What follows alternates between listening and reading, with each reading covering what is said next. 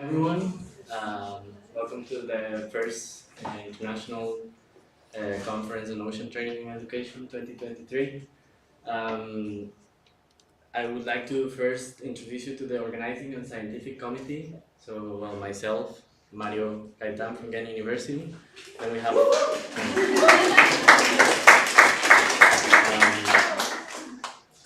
Marlene Roelofs from Ghent University as well. Kerio Dwyer from Atlantic Technological University. Cristina Di Camillo from Marche Polytechnic University. And Professor Lars Stemmann from Sorbonne University.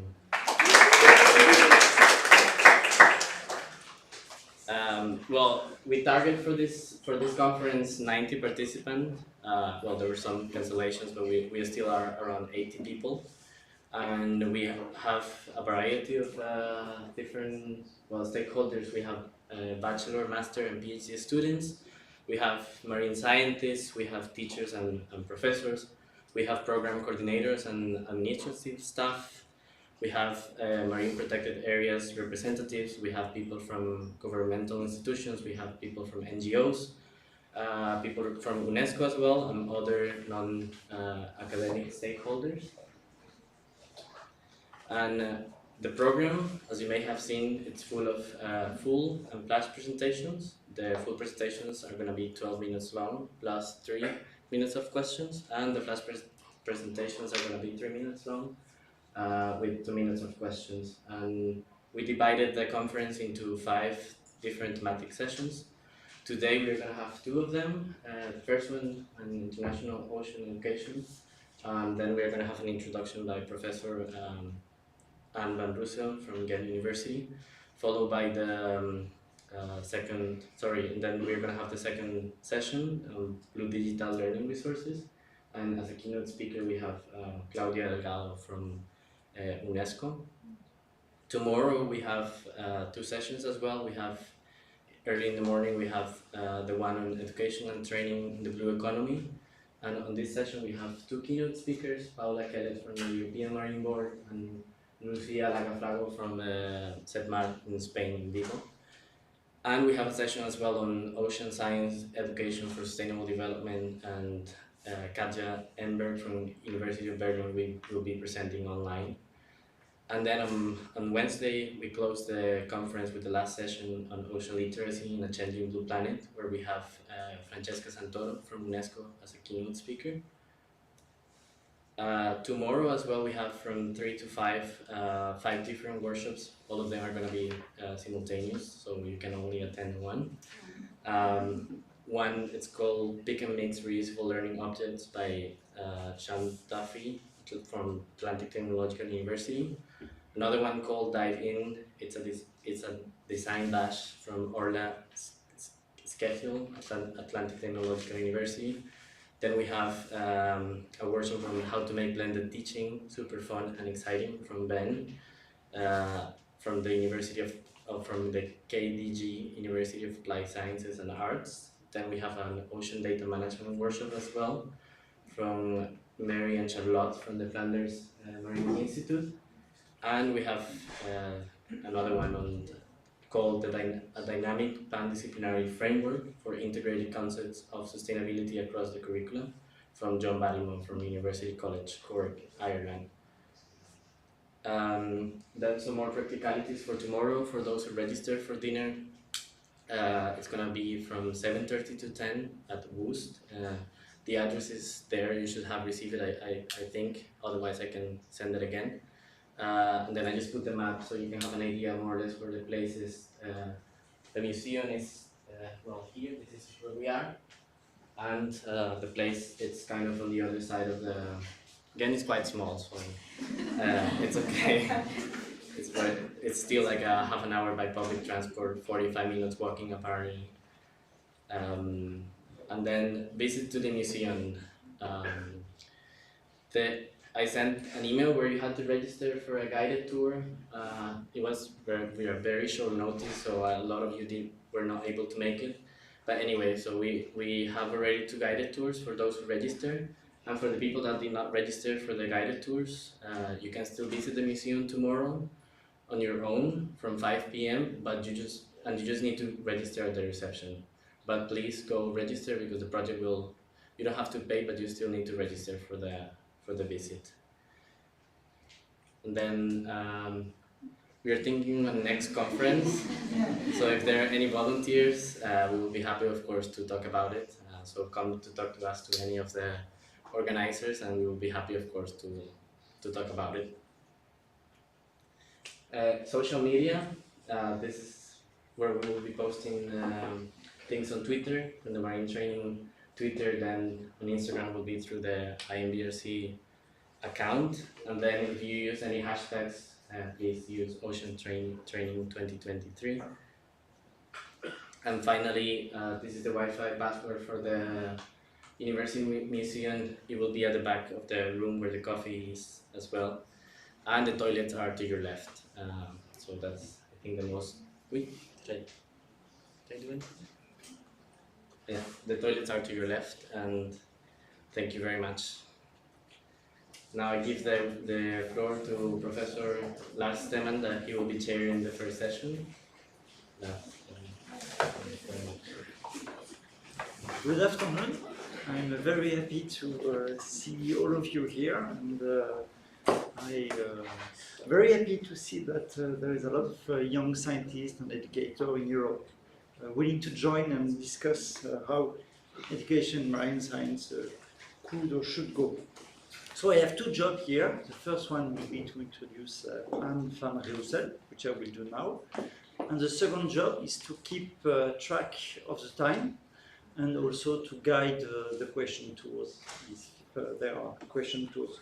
I will be sitting here, so for the next presenter, if you see me raising up, it means that you are about to finish your presentation. You are 1 minute before the end of your presentation, which is planned to be 12 minutes for the long presentation and 3 minutes for the short presentation.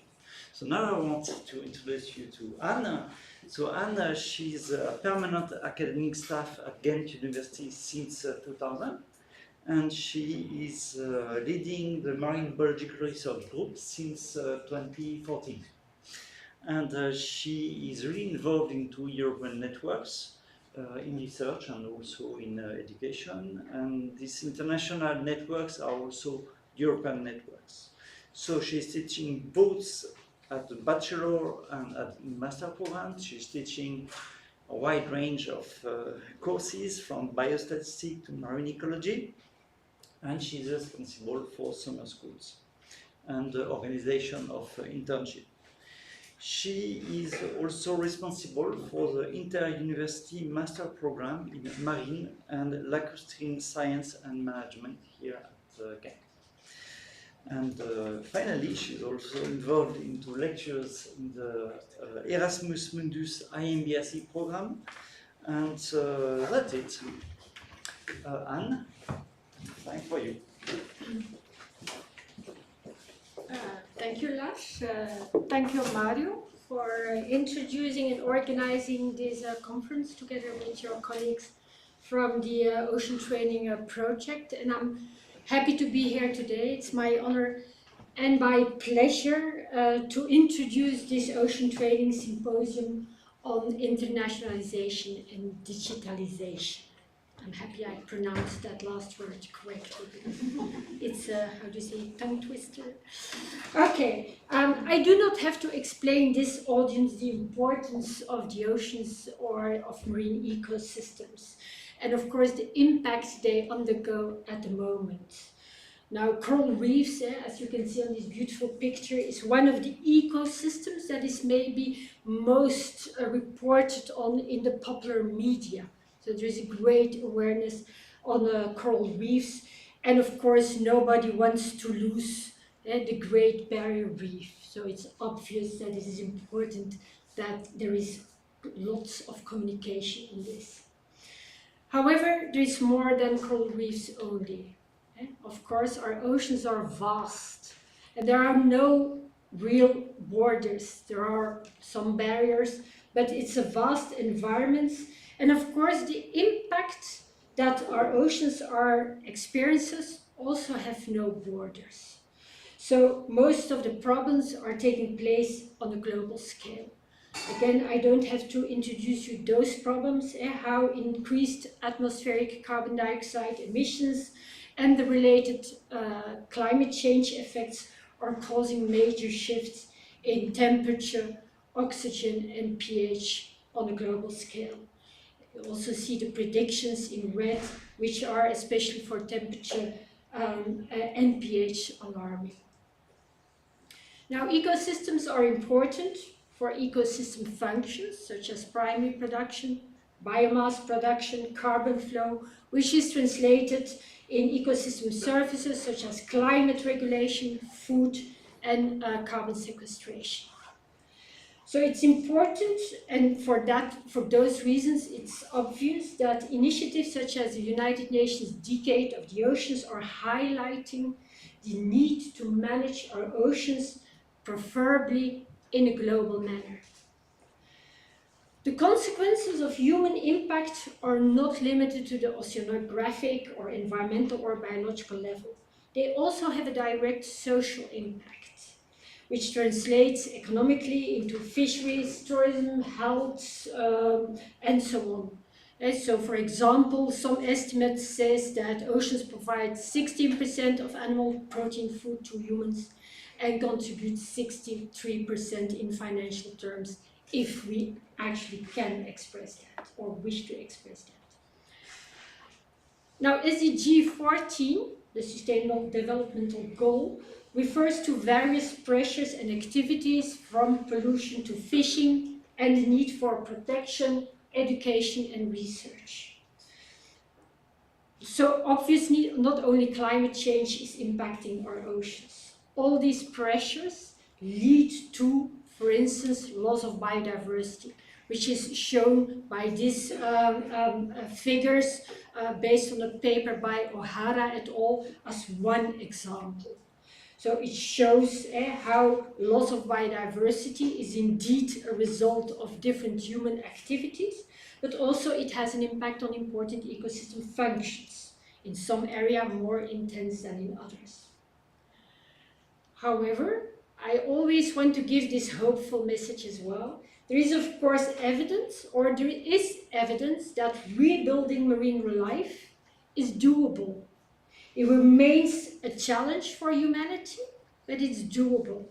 This is demonstrated by these two graphs. It's a paper by Carlos Duarte from 2 years ago, and it shows that on a decadal scale, due to protection, conservation, or restoration activities, we see an increasing trend in terms of marine populations or recovery of marine habitats. So it's doable. That's the message. These are the future opportunities and challenges. And this is why ocean training, and on top of that, ocean literacy is important. We also have been seeing over the past 2 decades, so it goes from 2000 to 2020, I did a search, and probably it's not complete, but I did a search on marine or estuarine life science papers. And what you can see is that over the last 2 decades, we have 4 times more papers in that field. So there is definitely a growing interest in research in marine science, meaning also more funding possibilities. However, we also can see some bias, and these are some examples. Here we see that a survey on long time series in the marine environment, they're all concentrated in the North Atlantic, or most of them. So there's obviously areas that are better investigated than others. Another example is this. This is a map showing total organic carbon content, but so the blue dots are the dots where there are data on bioturbation parameters. So also here you see how some areas are much better investigated than others. So there are significant gaps in our knowledge in specific areas, potentially, likely, through lack of capacity and lack of facilities. That's also my introduction to say that ocean science requires international collaborations, since oceans implies us all, since ocean knowledge implies us all.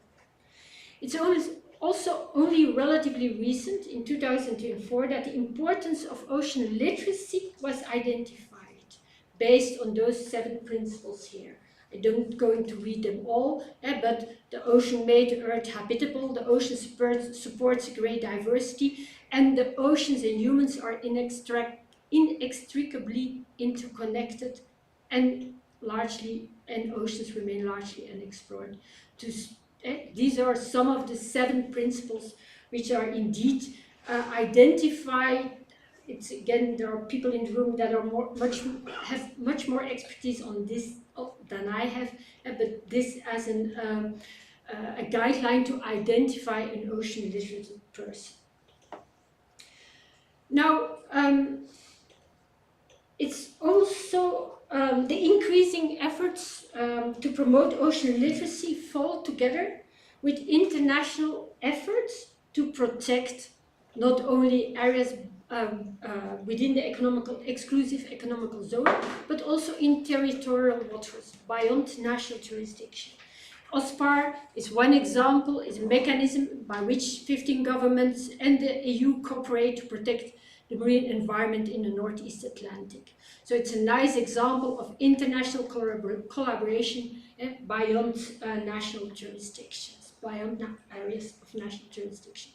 More recently, we have finally, in a landmark deal for the protection of nature, nations meetings at the COP15 United Nations Biodiversity Conference in Montreal, where they have reached a deal to protect 30% of Earth on land, but also in the sea. So this is major achievements due to a growing awareness of the importance of biodiversity in general, but of course our oceans as well. Now, I came across this paper by Pendleton et al., also recently published, and I liked the title. We need a global movement to transform ocean science for a better world. And I think what we are doing today here is fitting nicely within the concepts of that paper. So what the authors did is they strongly advocated the need for a global approach, and this at different stakeholder levels. So research is one stakeholder level, technology development, public and private partnerships, policy, IT development, but last but not least, the trainers, the lecturers, the teachers. We need to build science capacity and capability through new ways of training. And that's again why we are here today. Now, the interaction between stakeholders is very crucial. And this is again a figure from the same paper by Pendleton et al. But so it shows the importance of this interaction between the stakeholders, and that is what we need to explore and further expand in connecting these stakeholders, starting from undergraduate training. So international MSc programs, such as IMBRC, which some of you may know, programs with a strong mobility, and so a diverse inflow based on origin and background, are playing a crucial role by creating this global network of future ocean scientists, aiming for an outflow in multiple sectors, from research to education, but also industry, NGOs, and last but not least, policy. Building an alumni network is therefore an important aspect and offers a great opportunity for globalization of ocean science. So, as I said, IMBRC is a very nice example because it brings together students from all over the world. It's a huge group, and they're we have 11 European universities in the field of marine science which are involved in this program. Now, in this program and others, we make use of diverse teaching methods in order to prepare our students to become future-proof international ocean scientists. So we have not only the lectures and the PC classes, we have the group assignments, we have the practicals, we have the lab work, the internship, the summer schools, and even the socio-ecological surveys or interviews. Now, another example of an international program, although it's organized by 3 Flemish universities, but we have a large international inflow, is the program Oceans and Lakes. It actually starts, it's a short name, it starts for a Master in Marine and Lacustrine Science and Management, a mouthful. Now, within this program, where we have scholarships for students from developing countries, we go for 2 weeks to a partner country in the south to have a joint summer school, which we call, obviously, monsoon school. So there the students have to analyze a local environmental problem identified in a tender to which they have to reply with a consultancy report. We involve local experts, local students, do field visits, interviews with diverse stakeholders to analyze the problem from different perspectives and come to realistic and achievable recommendations.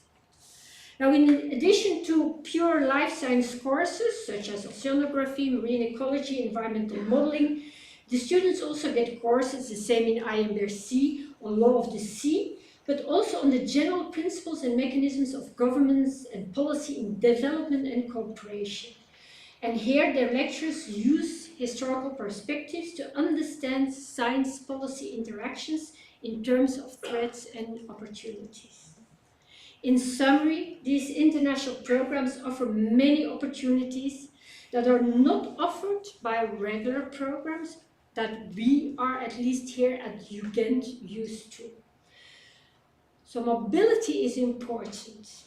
Why is mobility important? Because it creates global citizens, it allows intercultural submergence, it provides an international network, you get expertise and sharing and peer training, you get out of the regional box thinking, and you get an internationalization at home for the students that stay at home.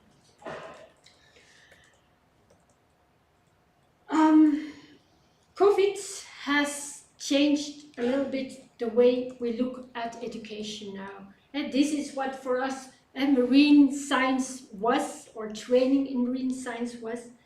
This is what it became due to COVID. This is still a good situation. We ended up, or the students ended up in their room behind a computer. It also provided opportunities, of course, because by sharing knowledge through online tools, such as the online Oceantraining Moodle, we were able to continue the education. The students didn't have to stop. They could finish their degree. So these online tools have some advantages in the sense that they promoted the inclusiveness and access to knowledge. They may offer opportunities in offering time and mobility independent educations. So we need to think about how can we further optimize these opportunities without jeopardizing the importance of real mobility. One should not exclude the other. And of course, if we look at the different teaching methods, especially at the level of lectures and PC classes, but I'm sure that the audience here today is much more creative than I am in thinking of new methods and using digital tools for future education. Now, in a recently approved project financed by VLID-OS, we want to connect the existing Oceans and Lakes program, which I just introduced, with local academic training programs in Latin America, East Africa, and South Asia through MOUs, where we formulate the conditions for these collaborations. Now, one of the things is that these partnerships will be based on a blueprint repository of teaching material, but also including templates of course models or sharing seminars by local experts. Finally, the project will invest in an alumni network to maintain this global network of oceans and lakes experts. We think this is an important aspect too. It's through such a blended or hybrid initiatives we plan to anticipate to capacity constraints, which may exist in some parts of the world, but also to stimulate bilateral, multilateral, I should say, directions, exchange of expertise and knowledge. Because it's, again, not us to say what others should know. There is so much to learn from different parts of the world. I think this is a challenge of the Oceantraining project and the topic of this symposium. So you find more on the website. I'm sure you can't read this at the end of this room, but the Oceantraining project, a toolbox for digital ocean education, will develop a set of digital resources aimed for international education programs in the field of ocean science. So that's why we are here today and the next days in order to discuss that and come with new ideas. So to finish, the ocean contains unique biodiversity, provides valuable marine resources, a major sink of organic carbon or anthropogenic carbon. But of course, they are also of a global concern and should be managed at a global scale. So we start for that with training a new generation of marine scientists. We should envision a global knowledge-based marine policy at national and international level, making use of the most innovative and efficient tools available. So I hope you will enjoy this symposium. I'm very much looking forward to this, and I thank the organizing and you for being present here and for listening to my presentation. Thank you.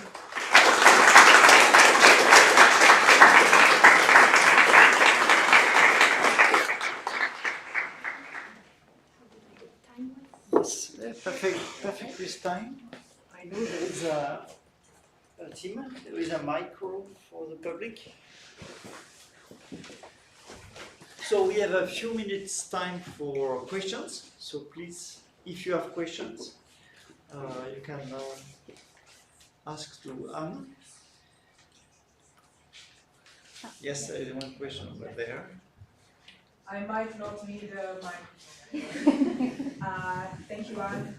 It's always very nice to listen to you, and I know you as a teacher, so you've been my teacher, so I know how amazing you are, especially as a mentor as well for me, for joining finally, let's say, the team of international teachers at Ghent University.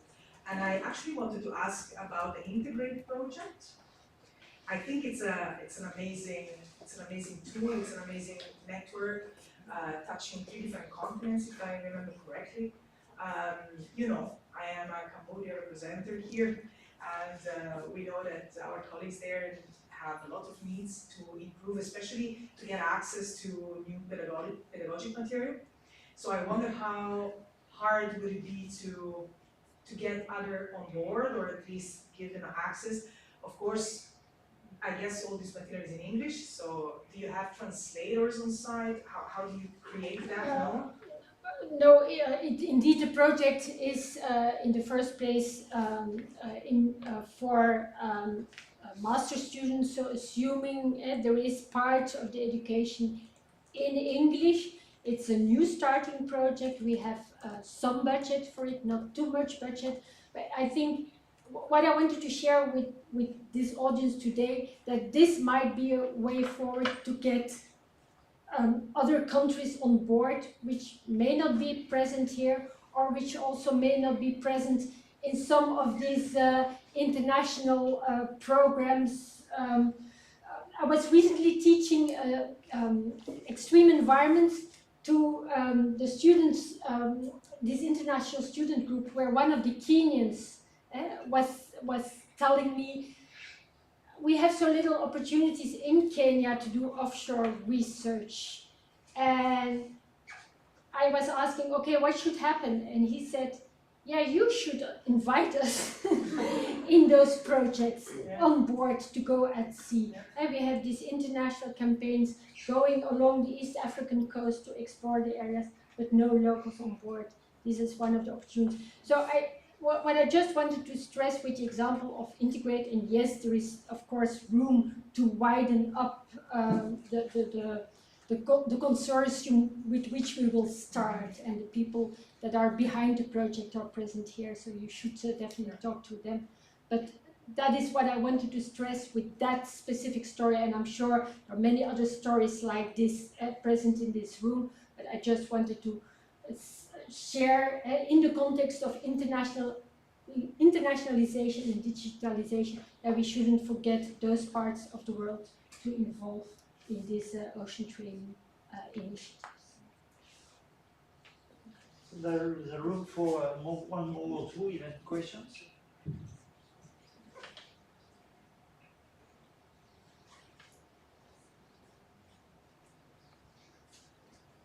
Yeah, thank you again.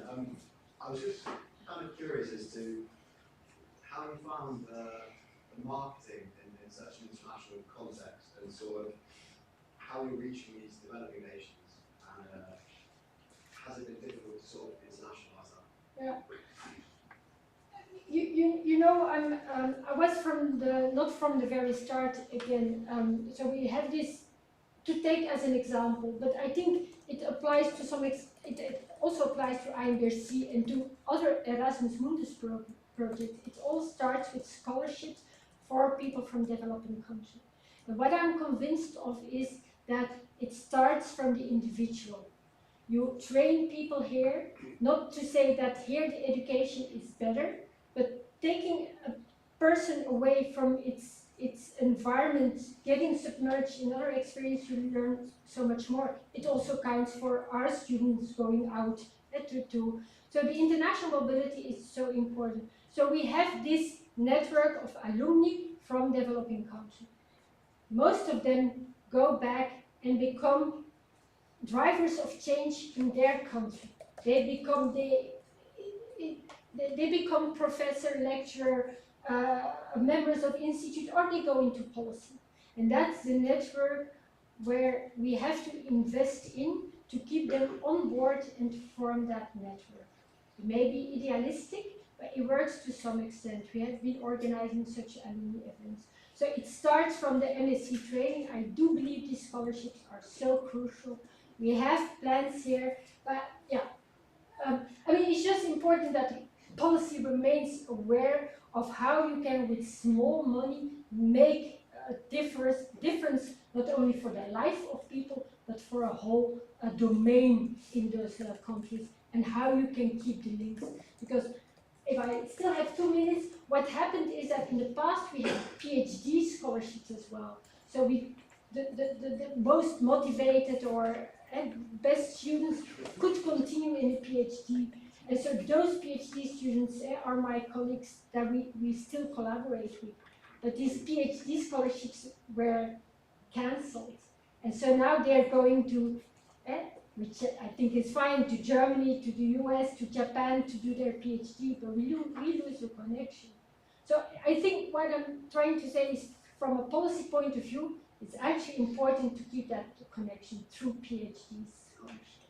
I don't know if there are policymakers in the room. Thank you.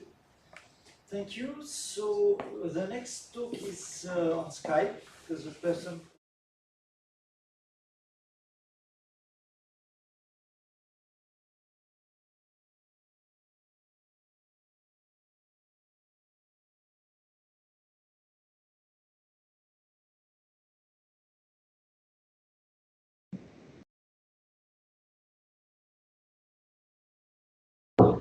Hello, hello. Can you hear me? Okay, perfect. So let's try another technical challenge. I'm going to share my screen. So it works. Let me see.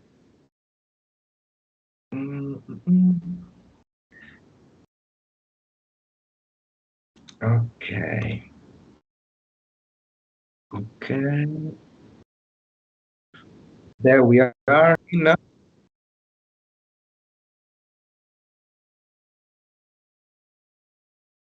Okay.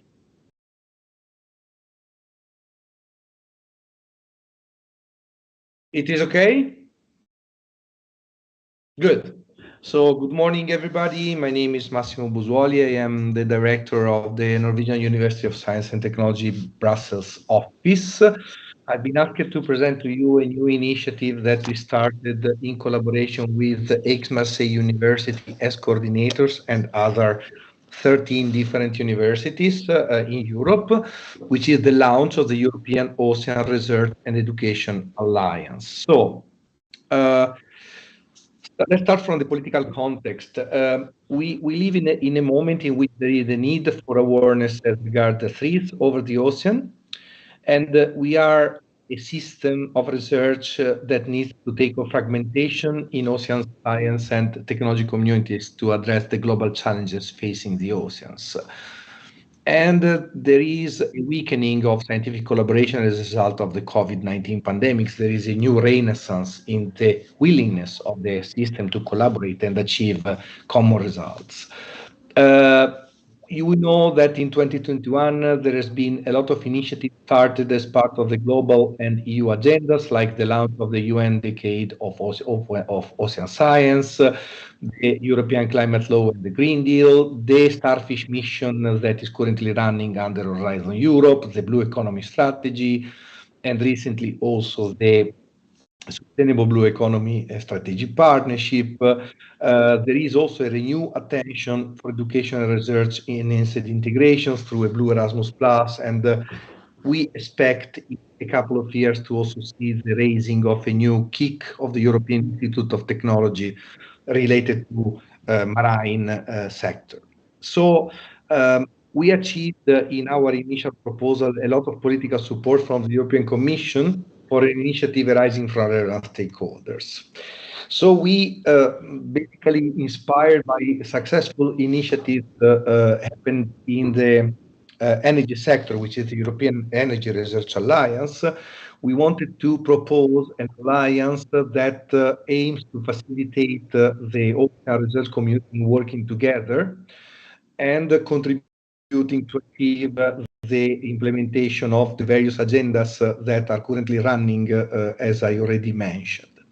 The mission of the Alliance is seen to strengthen, expand, and optimize the EU ocean research and education capabilities with the idea to share the facilities, but also mostly align on what we are doing in each single entity in order to defragment, deduplicate, and align the common effort of national running activities.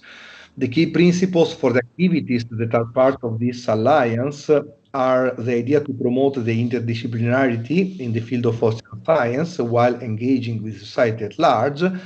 We would like to use the capability to align the vision on common research also to fuel innovative education programs and in order to nurture the future competencies that the society will need in terms of expertise and competencies.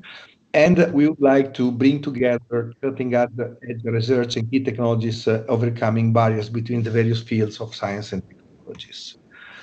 Why we think that the European scale is necessary? Because we need to take better advantage of what we already know and what is already running in each single institution at European level.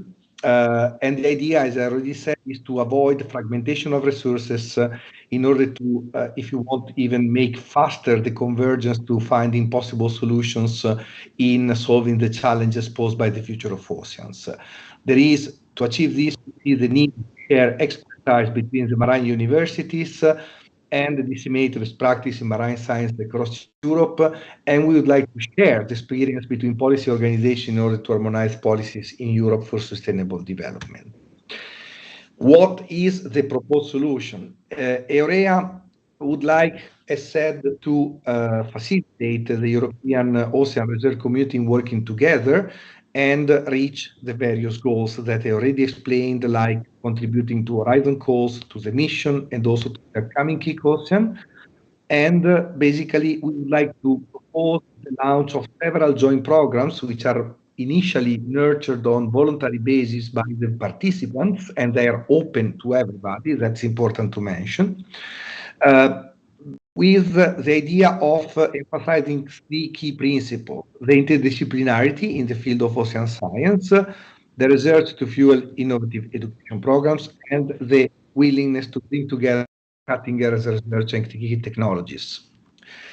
The positioning of the alliance is basically in between the if you want, the alliance sees its positioning more in the area of implementation rather than in strategic area.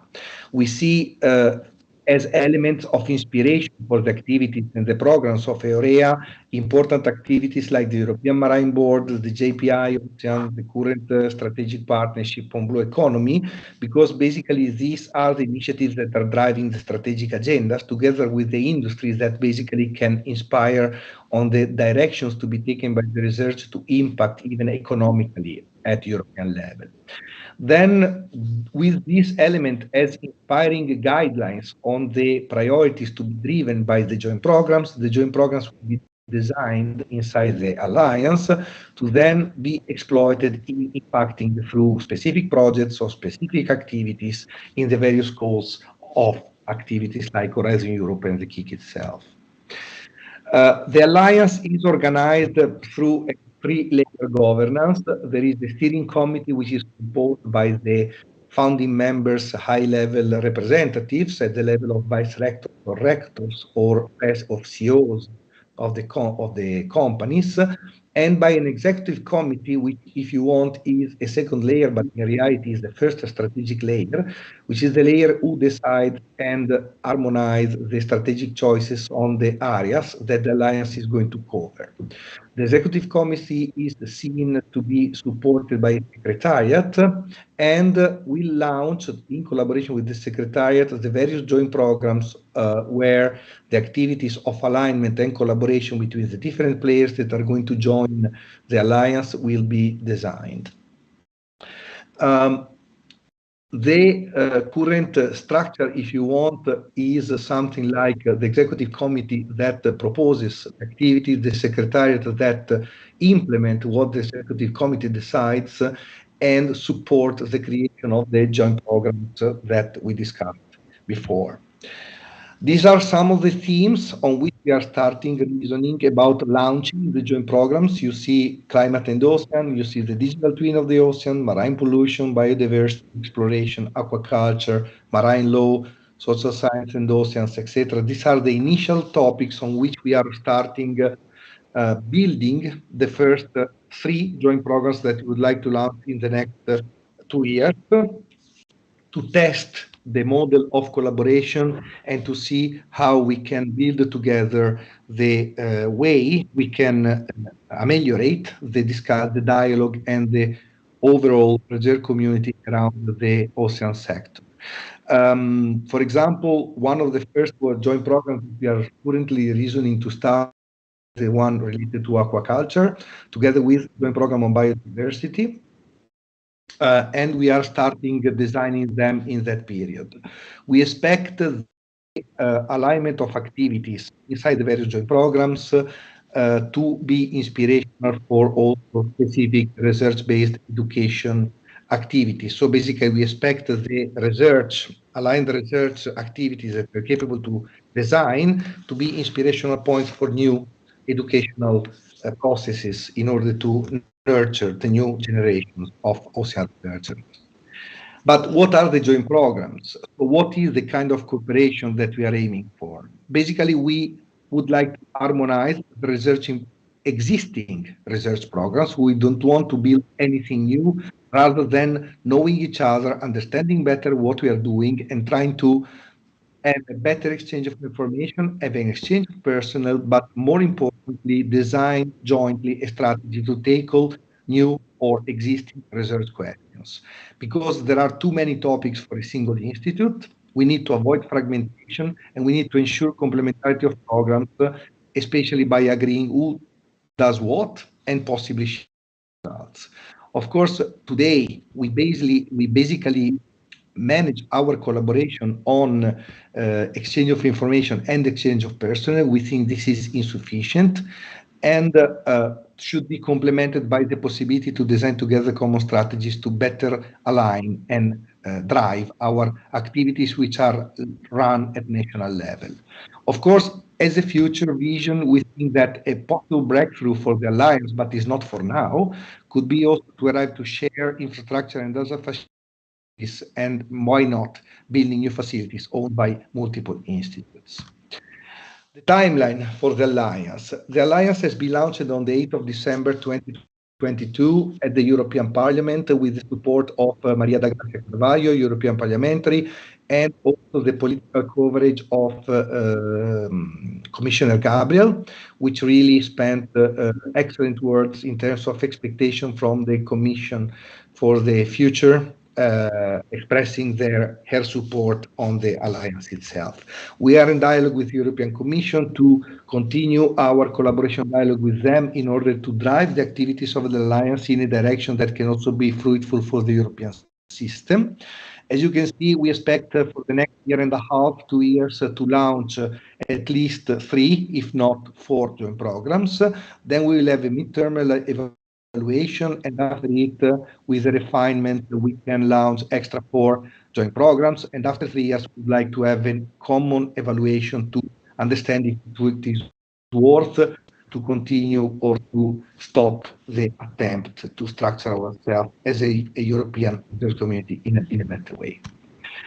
This is the agenda of the launch event that happened on the 8th of December in the European Parliament. You see who intervened. We got a panel discussion also involving the various platforms and strategic initiatives that are basically leading the strategic agenda at European level. The European Marine Board chair was there, the deputy director of JPI Oceans, a member of the coordination team of the Sustainable Blue Economy Partnership. All of them jointly expressed their support to this initiative. They see fully complementary to their roles, and they think that it could be very good collaboration in order to build a structured and strong system at European level. These are some of the pictures of the launch event. You probably notice on the right the Commissioner Gabriel, which intervened live, not in person, but like in person, because it was not a recorded message. She was speaking with us, and you see also many people participated to the launch event itself. So we are of course open to clarify whatever question you are having, even now or even in a remote way. You see here who are the founders of the European Ocean Research and Education Alliance. NTNU and Aix-Marseille are the co-coordinators, but we have other important players like TU Delft, DTU, Chalmers University, University of Lisbon, Autun University, the National Research Council of Italy, University of Southampton, ULB, and other players. As said, EUREA do not want to be a closed club. We are a fully open initiative. The governance is composed by the 14 core members that you see here, but we see the joint programs as a place where everyone can be part of, everyone can take leadership in case you would like to launch a joint program. And of course, the EUREA system, in terms of coordination, provides the support and the models on which we can build the joint collaboration. Stop here. And of course, I remain open for any question from your side. Thank you very much.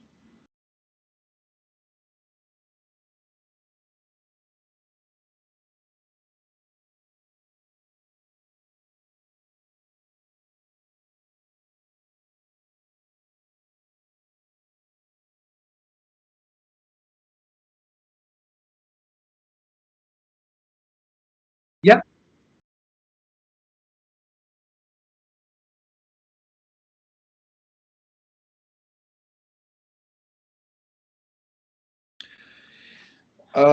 For the moment, we see participation of European players as mandatory to start the system. We don't exclude in the future to open our joint programs also to extra European players, but this needs to be designed jointly all together, because somehow at European level, it's easy if you want to share knowledge and information, especially because we are moving in the area of non-competitive research, pass me the term.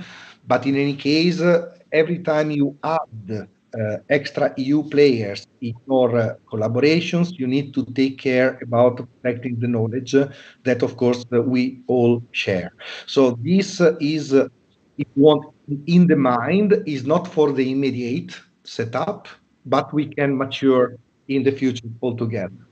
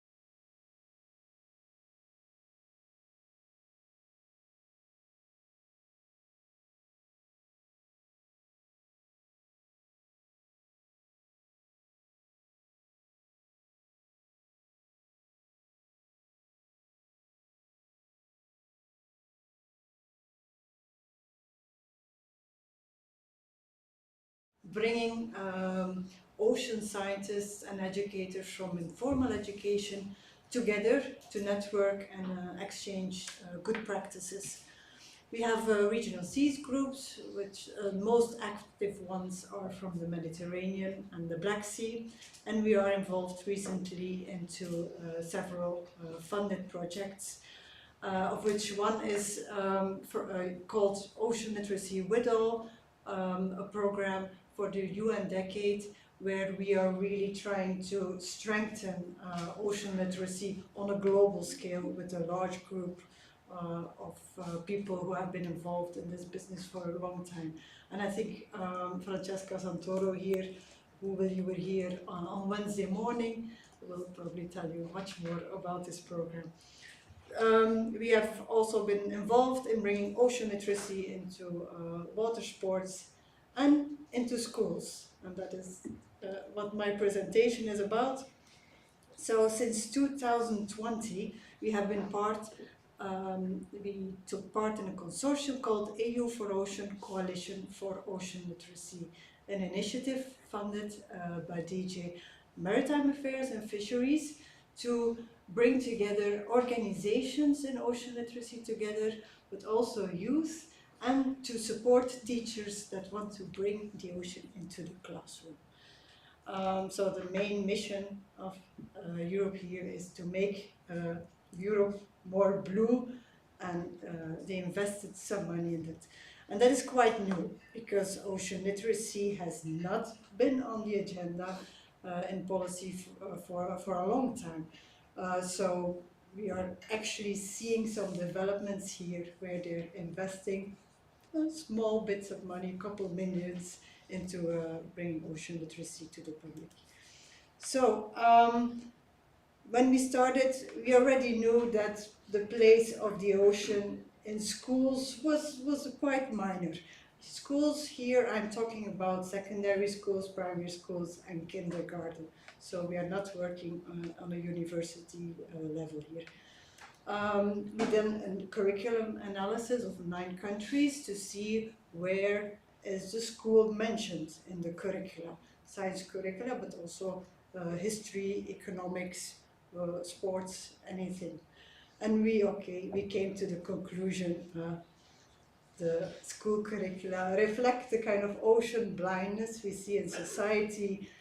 Oceans are hardly mentioned, even in science topics, maybe in geography a little bit, biology a little bit, but it's very fragmented. They don't really reflect the importance of the ocean in the entire system, Earth, for instance. But then again, system thinking is also not part of the curricula in Europe. So, so the ocean, if it's not mentioned in the curricula, you will see that there's not many teachers who tackle the subject, because yeah, the curricula are very full all over Europe. It's on an EU scale, and teachers don't have much time to teach beyond those curricula. And apart from that, there's little training of teachers. They've never seen it during their teacher professional development training, and if they've never seen it, they're kind of hesitating to give it. And also the ocean is sometimes, it can be a complex topic as well. So we see only a few teachers bring the ocean into the classroom. So we tried, okay, there has been many approaches to bring the ocean into secondary, primary education and kindergarten. And most of these approaches, let's say, it's been mostly done by a research project who had a dissemination component, where scientists brought a little bit of their research into the classroom, or you see also NGOs who develop projects. This is an entirely new approach, I must say. Here we try to make schools blue, so kind of ocean schools. And what does it mean? A blue school is a school that gets a certificate for bringing the ocean into the classroom on a longer term, not a one-off event, not just one class on the ocean, but really try to integrate it into the different courses over different grades. Blue schools, it's for all ages, until 18. We work in all countries and regions, and the basic idea is to create some wider awareness and more knowledge of the ocean via this program. It is based on two major principles, Blue Schools, and one of them is that we work via project-based learning. So to go around this curricula, try to find your way into school, you have to just let students and teachers develop a project. It's not new, it's commonly accepted in quite a lot of schools. Sometimes it's even written in a curricula that there's so many hours that the teacher can do project work. It is for us ideal to get the ocean into schools, because here there's freedom to choose a topic that is not in the curricula.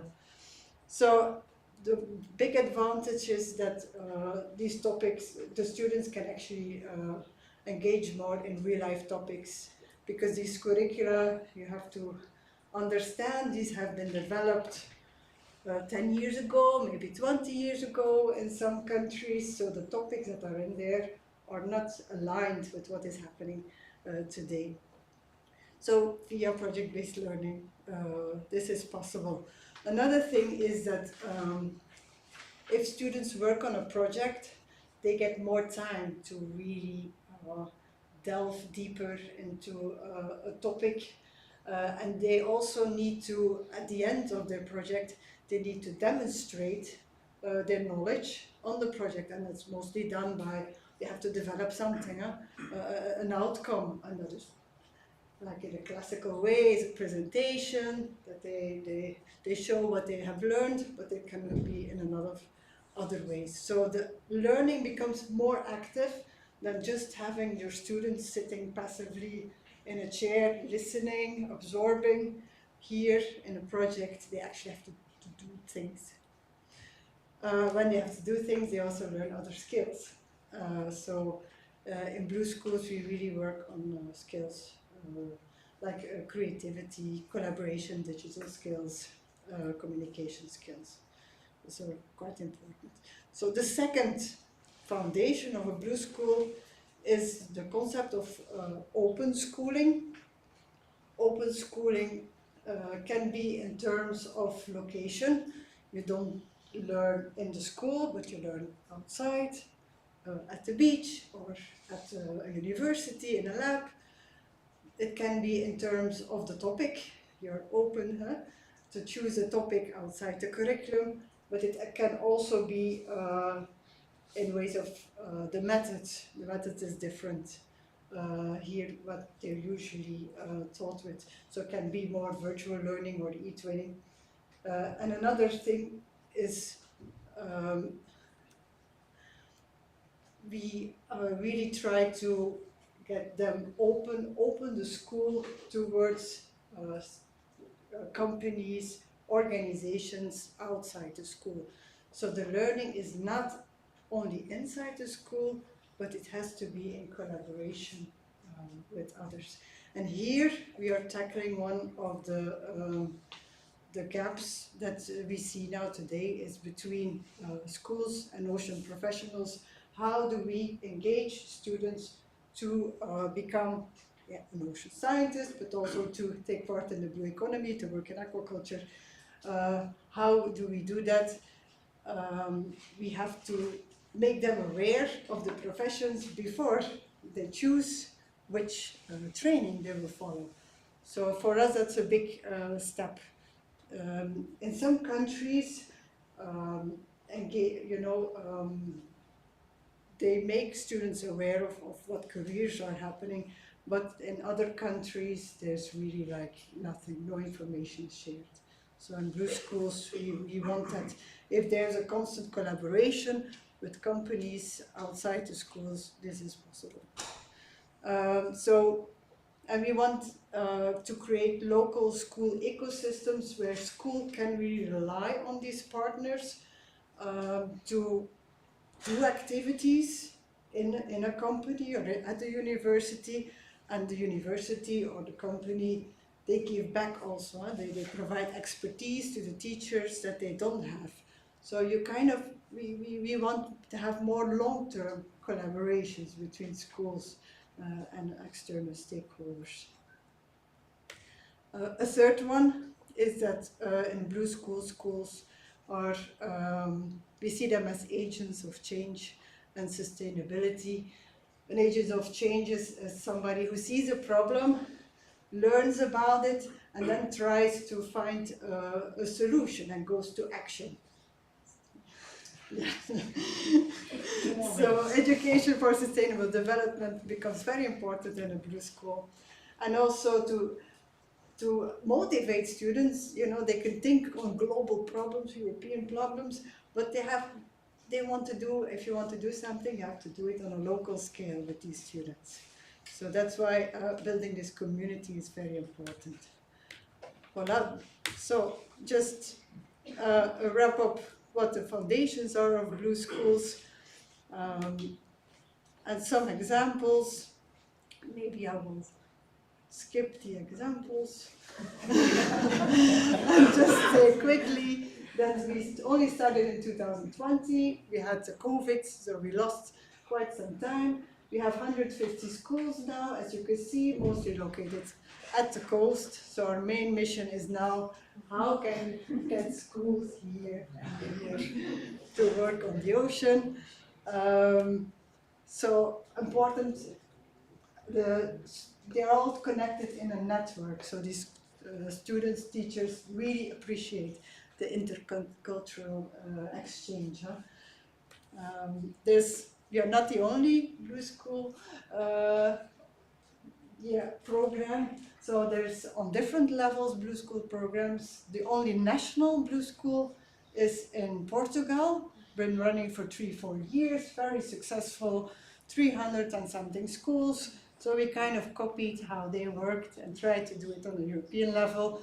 Also tried to work on a Mediterranean level and on an Atlantic level. And here you see in quite some countries, Brazil, Argentina, South Africa, where they're piloting the same concept and try to do everything on a bigger scale. We developed to bring everybody together. We also have a charter for Blue education that organizations can sign where you express a voluntary commitment to really strengthen blue education in your work.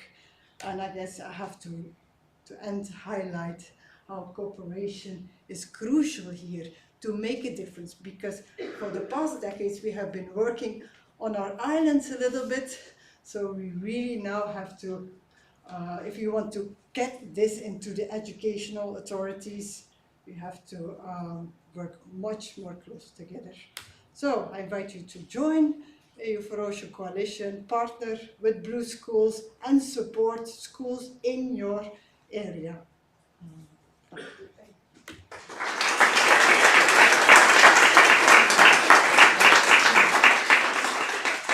Thank you very much, Evy. Unfortunately, we don't have time for questions now, but Evy will be here tomorrow, and I think it's important also to discuss how higher education and formal education connect.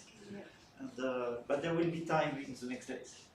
Thank you. So we are listening to the next presentation by Dr. Simon Klein.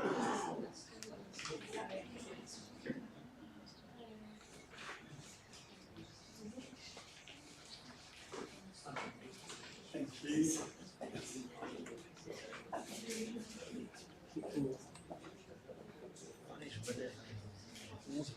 Ok.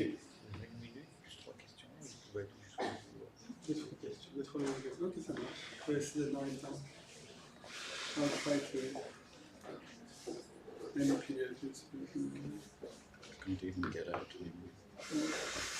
There are any viruses in my PowerPoint.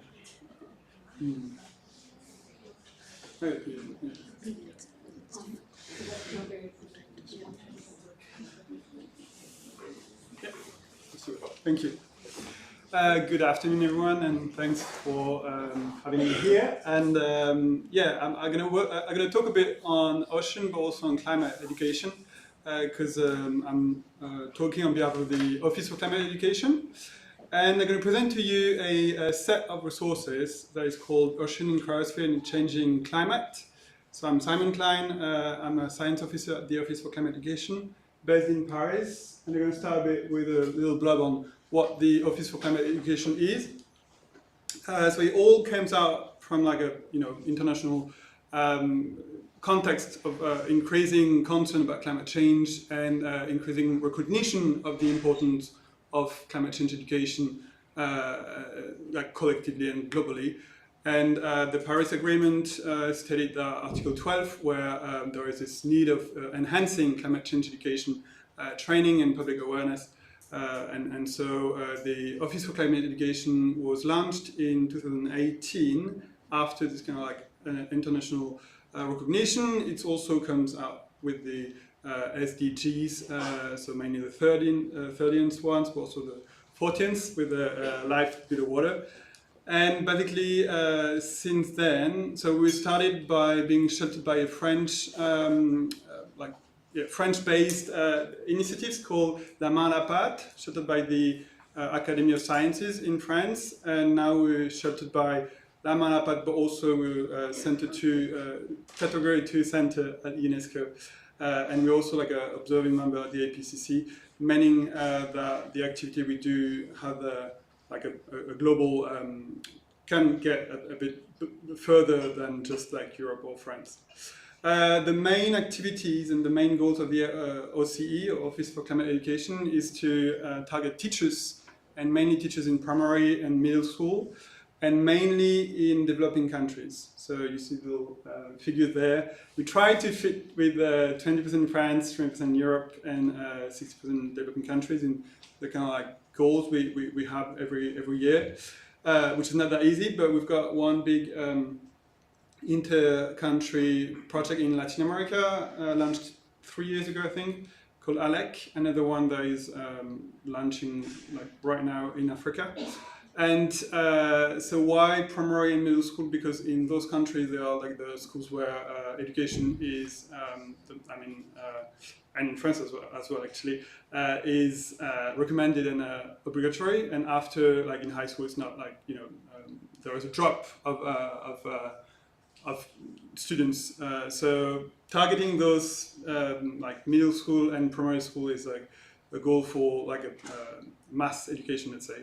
And the main objective is actually to produce resources. I'm going to talk a bit more about it later, but also to do professional development on teachers and educators, and also like government bodies and so on. And we start to support as well public policies with working on curricula in different countries, as well as like doing a bit of educative science research on how, like evaluating if the way we work is actually useful or not. And I'm going to mainly, so like the goal is to empower teachers so they feel able to teach about climate change.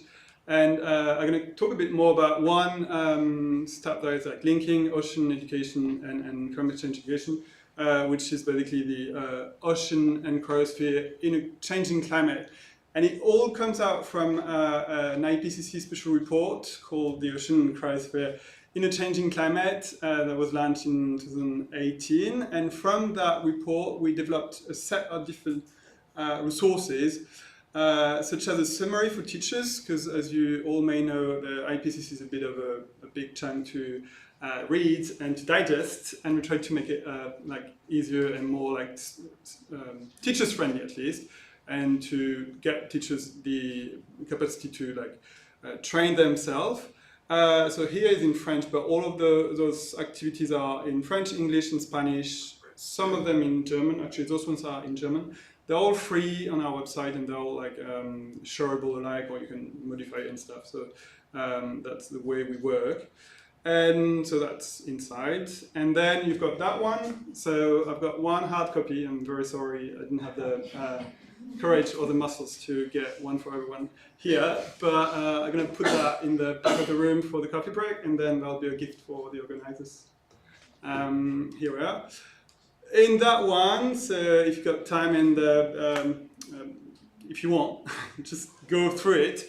But the way it's built is that we've got two parts. First part is we understand, and it's like settled by.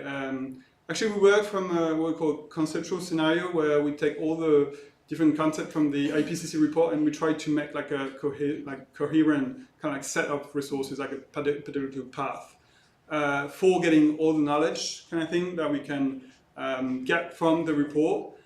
And after that, so that's what's inside. And then after that, we encourage the teachers to place their students into project-based pedagogy. So the first bit is more about active pedagogies, working on inquiry-based pedagogy and science pedagogy, as well as a bit of humanities. So more into like talking to the brain. But then as we start to understand a good way to make things happen in school is actually to put the student into action, and also to prevent eco-anxiety and all of this despair of we are like desperate to like hopeless to do stuff. So there is this like need of getting into that call to action, and school can be a very good place to actually start to do stuff with students onto like real projects of mitigation and adaptation if we can. And so here we present three different projects, one adaptation project, one mitigation project, and one awareness project. First one is about, it's called Sandwatch Project. It's like a UNESCO project on beach restoration. It started in the Seychelles, and now it's like in small developing islands, such as Mauritius Island, or Madagascar, which is not that small, but still an island. And then got a mitigation project which is called a pedibus, a walking bus. I think it was in the UK. And then the last one is a more awareness project where a classroom made like a show on science, and they actually did like the curve of CO2 in the atmosphere by their own bodies. And on top of that, we've got online tools such as applets. So that's a carbon footprint tester.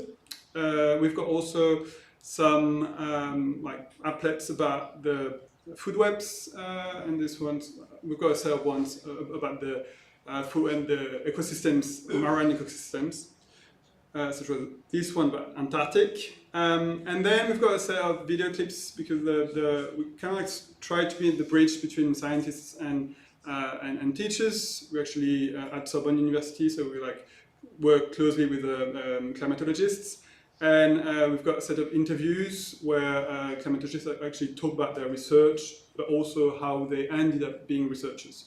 So it's a way to actually talk about topic, but also talk about like kind of like green jobs, or like, you know, to make students feel that, okay, being a researcher sounds cool, so let's be a researcher.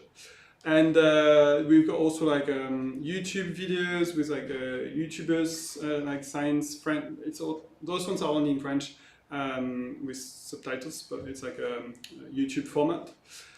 And just for conclusion, and I really like this, it's not from me or from us, but I kind of like this analogy of a bicycle. It's was developed by researchers like pedagogues in Finland. And they talk about this bicycle where you can see a lot of different elements, and where we can think about how can we actually tackle climate change education. We need more than just knowledge transmission, right? We need two wheels to actually make this bike go and ride. And one wheel is the knowledge, but the other one is like the thinking skills, such as critical thinking or emotion skills and so on. And both wheels got the same size. So it's not only about knowledge, right?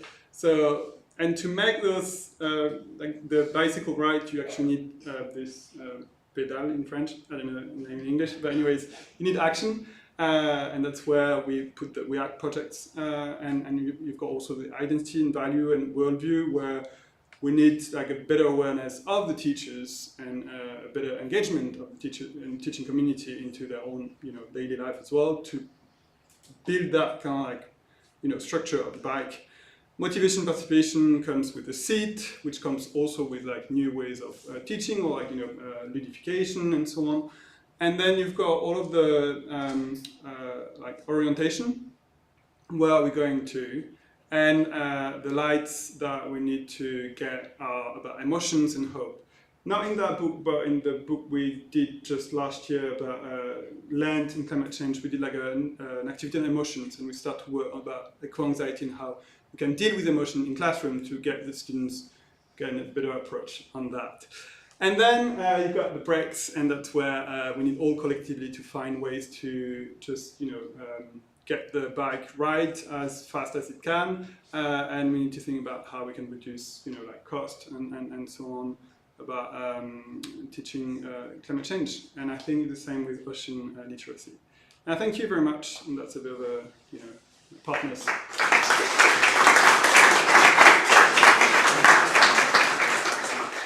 Thank you very much for this very nice presentation. There is time for questions from the room. Yes. Yeah, maybe I might have missed it, but how many schools have you been, like, have they been taking up this kind of material, and maybe within which courses, or what do you know about that? I love it. Yeah, I'm not sure I can answer that question, like, as in exactly, because we work, so basically in France, we might have like reached like 2,000 or like 3,000 like school by like doing training and so on. So like every now and then we do training, like teacher training and so on. So we know that we've got a set of teachers who are like interested, and they come and so on. And we work with the French Ministry of Education, where we've got a chance to do a bit of training every now and then. But then in different parts of the world where we've got training sessions, we work with partners, and they either like have a strong network in their own like community. So they got a better idea than I do. And we work more and more closely with the FE, so the Federation of Environmental Education, which is the Federation of the Eco-Schools. So with the Eco-Schools, we start to get a better network of like actual school we target. And then Latin America is a different one, but we've got like partners in different states of Mexico and Chile, in Colombia, and they also work directly with schools. And all these YouTube videos that you have in French, so the subtitles are in the different languages? I think now in YouTube you can have like directly with the... Google Translate? Yeah, they've got like embedded translators that I think, thanks to technology. Yeah, okay. Yeah, and Yeah, so but again, the thing is like we tend not to work directly with teachers because the way we think we try to work more with like teacher trainers, and then they do kind of like scaling down in the country or like the regions and so on. So basically we can't say, oh, we tackle like that many teachers, because we know that we just kind of like capacitate some teacher trainer, and then they're gonna like, you know, work on. And also we start to like work on adaptation of our resources with local partners in like different languages, and they ask, and we help them out with like, you know, yeah, just take our resources, and then we talk and so on about how you can adapt it to local context, which is important.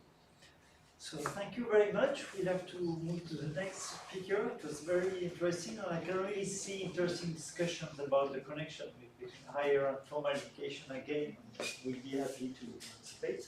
So we are now listening to Dr. Cláudia Faria.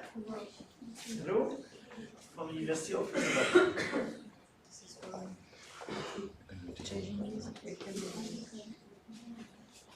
Hello, my name is Cláudia.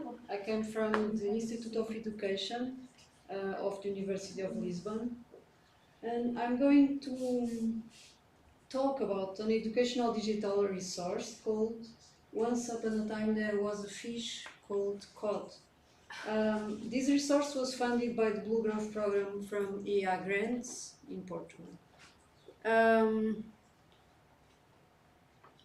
I'm not going to present the resource per se, but to explain how we reached how we created and why we created this resource.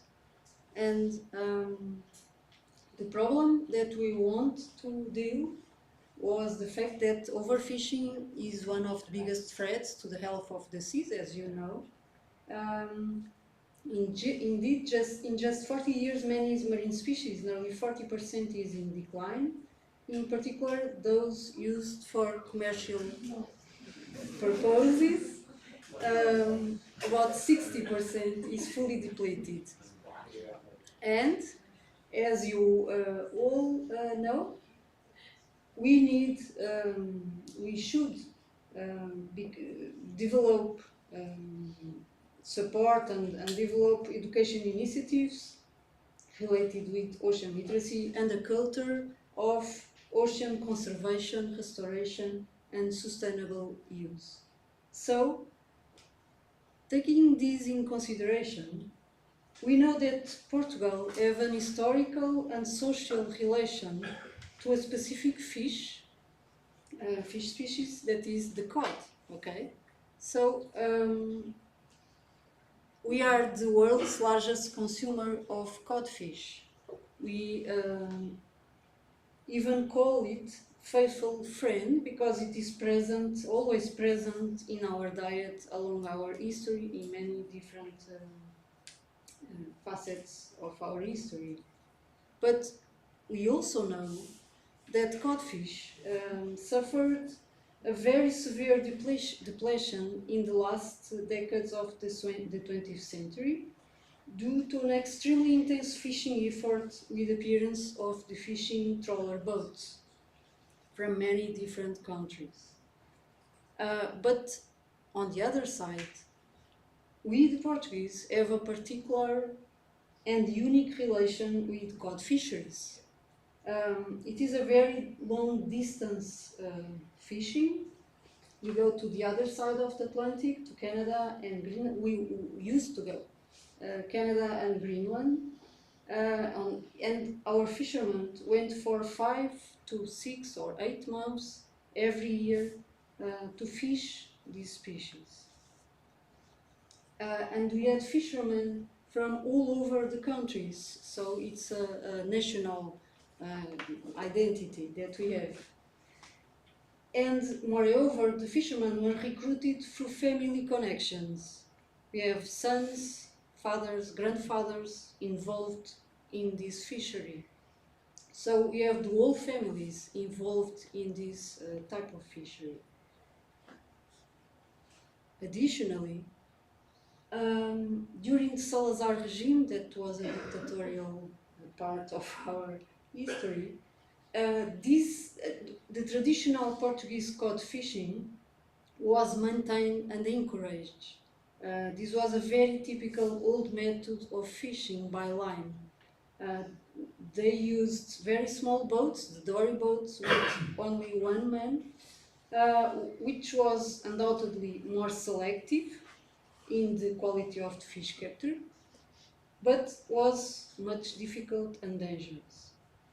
But this type of fishing was very romanticized at that time, and we have many films and books about this. And the fishermen that we interviewed are very proud of being part on this type of fishing. I don't know if we have time, but yes, only to have a small taste of it. It came from a museum in Lisbon dedicated to cod.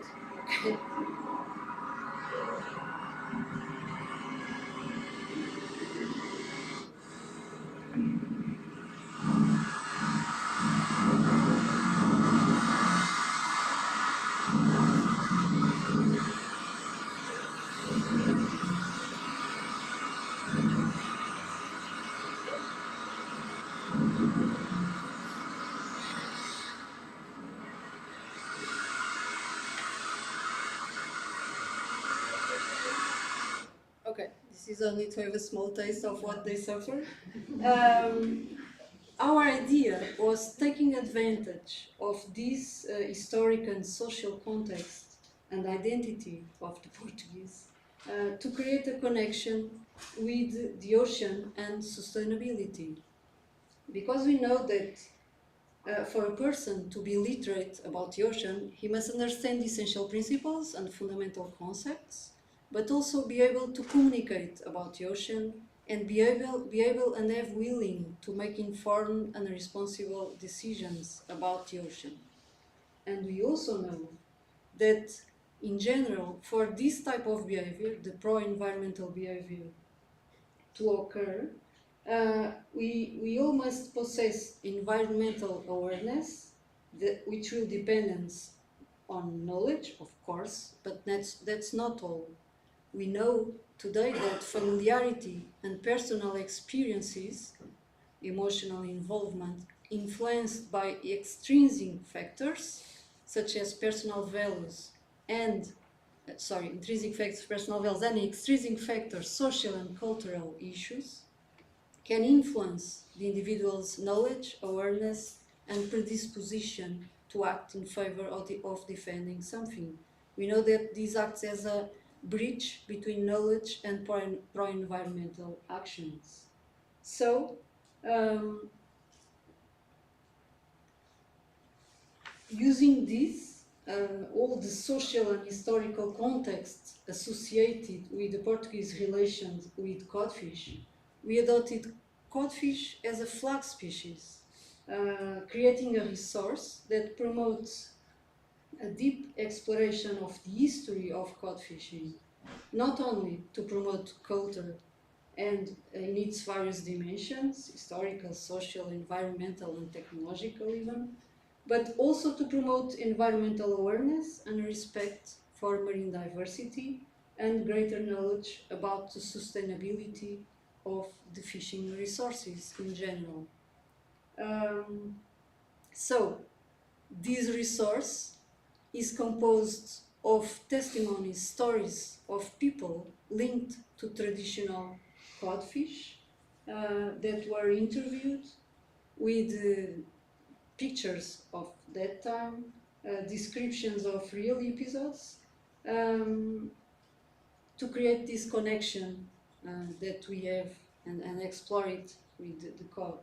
We had the collaboration of another museum dedicated to cod. We have two museums in Portugal dedicated only to cod.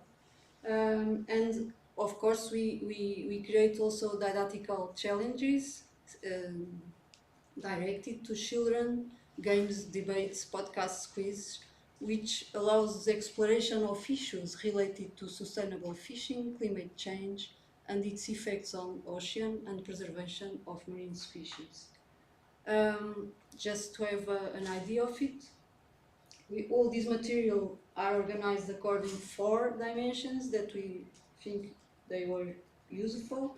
One is biology, of course, in which we explore aspects related with the biology of this species, what species it is, where it lives, how it reproduces and feeds.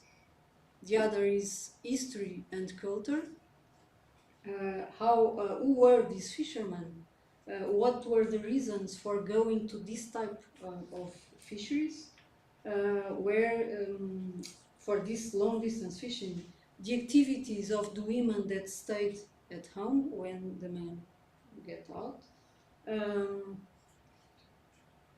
We have also the first woman that was recruited for this type of fishing.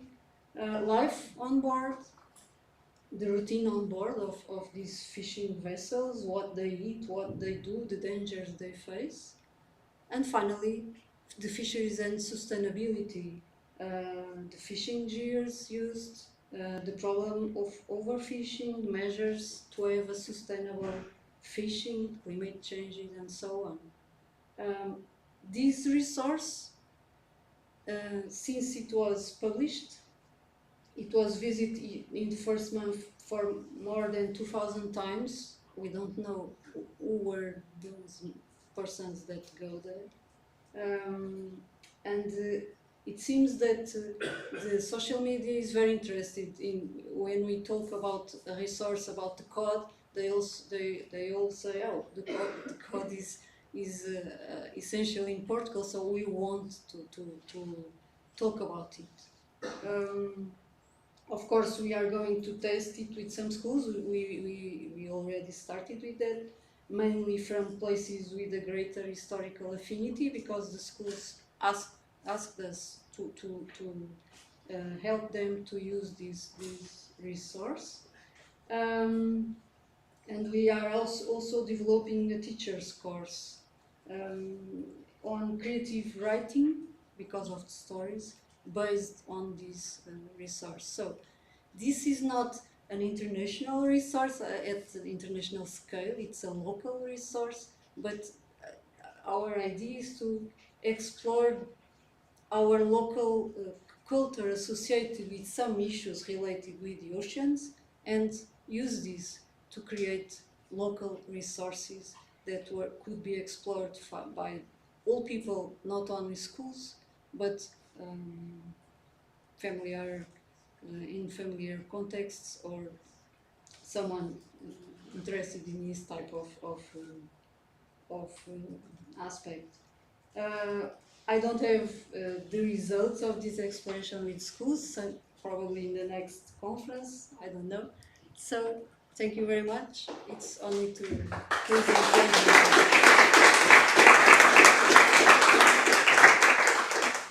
Thank you very much. There is time for 1 or 2 questions.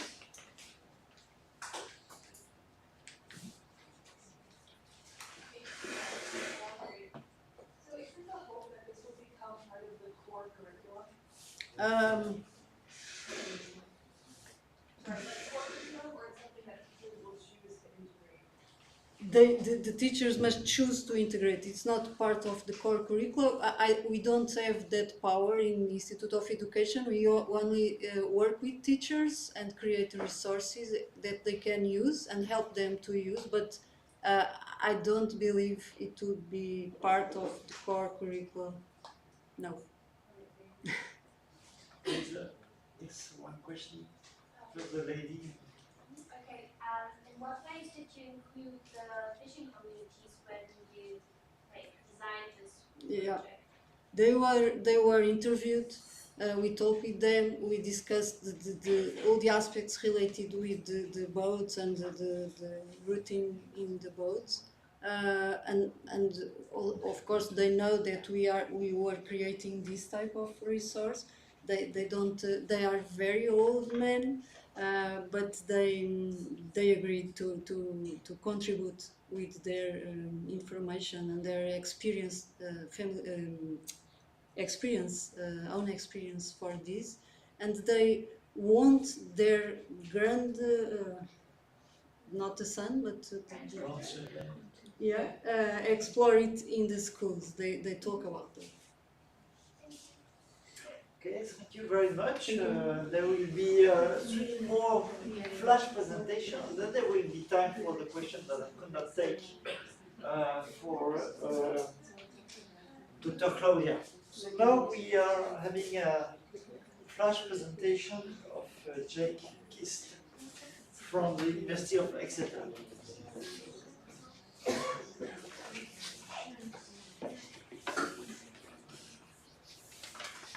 Thank you. Now, I can imagine your excitement when reading this flash presentation title. There's a new textbook ready to be intellectually devoured. But stick with me for a minute or 3. I'm Keast, I'm a medical student, an early career researcher, lucky enough to be part of a truly grand project. So over the last several months, an international interdisciplinary team of over 100 academics, policymakers, industry experts and physicians, led by the wonderful Laura Fleming, came together to write a symposium on the meta-discipline of oceans and human health.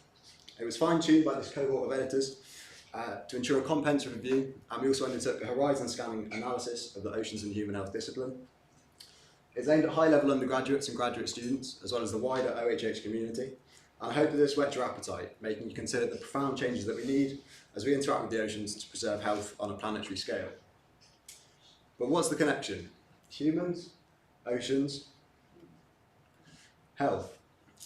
Superficially, it may seem quite obvious, particularly given the audience in front of me, but as you delve into the nuances, you find action and reaction, a symbiosis at its limits, and a treasure chest to explore if only we can maintain it.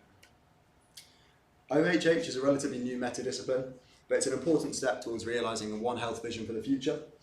It considers the complexity of science and the challenges that we face.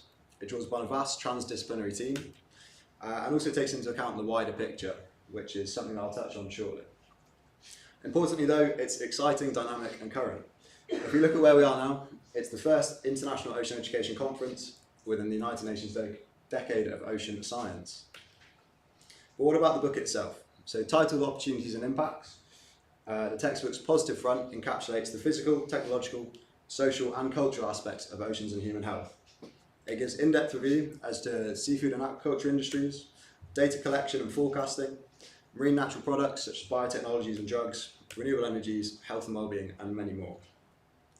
But importantly, it doesn't shy away from the problems either.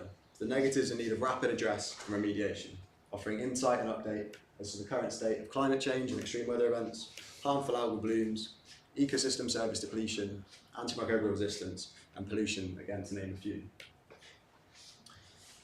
But beyond its title, this second edition does more than provide an updated account. It adds chapters to create a future for all with real human connection. It reminds us to rethink our position socially and culturally with case studies and discussion from communities around the globe. It discusses the current challenges in terms of legal aspects and the policy implications needed for oceans and human health, and it takes a preliminary look at how we value our ocean and what the sea means to the people, being people of the seas.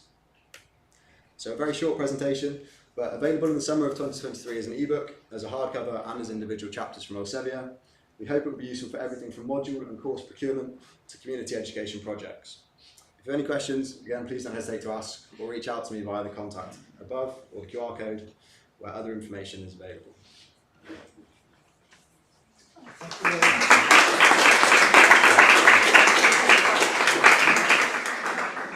So there is time for questions. Just like as a marine scientist, I'm like, hell yeah, this is cool, this makes sense. But I'm just curious as to like with your other medical peers, is there barriers to getting them to see the benefits as well, or are they immediately on board? There are some barriers. There's sort of in the UK and increasingly more, a thing called social prescribing, which is the uptake of utilising the oceans for more medical treatments, maybe in an alternative sense. But the barrier there is maybe evidence-based medicine and its development. So as we become increasingly aware of its benefits, it's about translating that into clinical guidelines and accessibility. But yes, thank you. Another question? There is time for a quick question. So if not, we are moving to the next speaker, which is Skylah Reis. You may correct me if I pronounce not rightly.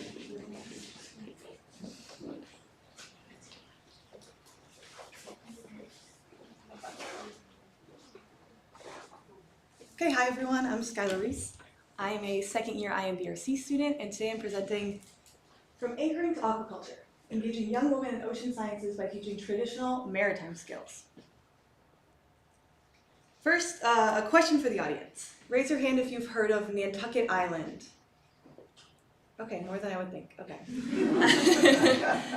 So for people that don't know, Nantucket Island is an island off of Massachusetts in the States where I'm from. Right here, and being an island has a really traditional maritime history going back all the way to the whaling era. And now if you're on Nantucket Island today, there's lots of fishing, lots of boating, really cool marine science opportunities as well. But something I noticed is that, so if you're standing in the port of Nantucket Harbor and you're looking out and you're looking at who is running the fishing vessels, if you're looking at who is running the boats and who is running most of the research opportunities, you'll notice that most of these people are men. So myself, along with Catherine Slattery, she's a female owner of a boatyard on Nantucket, we developed the Nantucket Captain's Academy. This is a 1 week, you can call it all-inclusive paid internship for young women, their ages 14 through 16, to come to Nantucket and learn marine biology, maritime skills, a plethora of things. We divided up into 5 modules, the first being maritime skills, then we had environmental monitoring, then we had professional development, marine biology, and aquaculture. And again, it was only 1 week, so this was a lot to fit in. And with this very short presentation, I thought the most useful use of time would be to go through some do's and don'ts of running a young woman in science internship. And I want to start with the first do, which is do have a main takeaway for each of your modules and repeat it. So we kind of surveyed all of the interns 5 months after the academy had ended, and we kind of just asked, what is one thing that you remember? Don't look back at your notes, what is one thing you remember? And the majority of the interns answered, 1 oyster can filter 50 gallons of water a day, which for the non-Americans is like 190 liters, which is pretty impressive in itself. But what I was doing as we were running an oyster upweller, as we were running a bunch of experiments, I was repeating this over and over, and it really stuck. For a don't, I would say don't overwhelm with information. One of the days that I was most looking forward to in the internship was we were meeting with 5 conservation scientists who are all females, and they told us how they got into their positions. But it was a really long day, and when I asked the interns what was their least favorite day, it was this, because they didn't know what to take away from it. It was too much information. And now looking back, I'm realizing we probably could have just had 1 scientist explain their up and coming. And then our final do, the main one, is that teach while you play. Our mantra was hands on the wheel, feet in the water learning. And when the girls were asked, hey, do you want to come back next year? And if so, what is something you would like to do more of? Every single one of them said they want to have more hands-on learning, and 75% of the respondents wanted to be on boats more. And just one little tidbit before I finish is something we're really proud of, is that every time the interns were on a boat, whether that be a research vessel, a fishing vessel, you name it, we made sure that there was a female captain and a female scientist on board running the whole operation. So yeah, thank you. And if you have any questions about engaging young women in ocean science, I would love to answer them.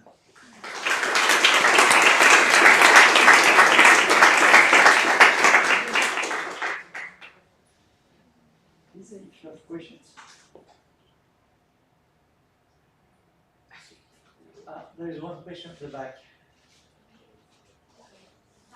Thanks for your presentation, Skylah. I was just curious about how did this project came into being? Did the pilot approach you? How did you guys? Sure. So Matticat Marine is the boatyard on Nantucket that has the female, you could call it a harbor master, and she also runs the whole boatyard.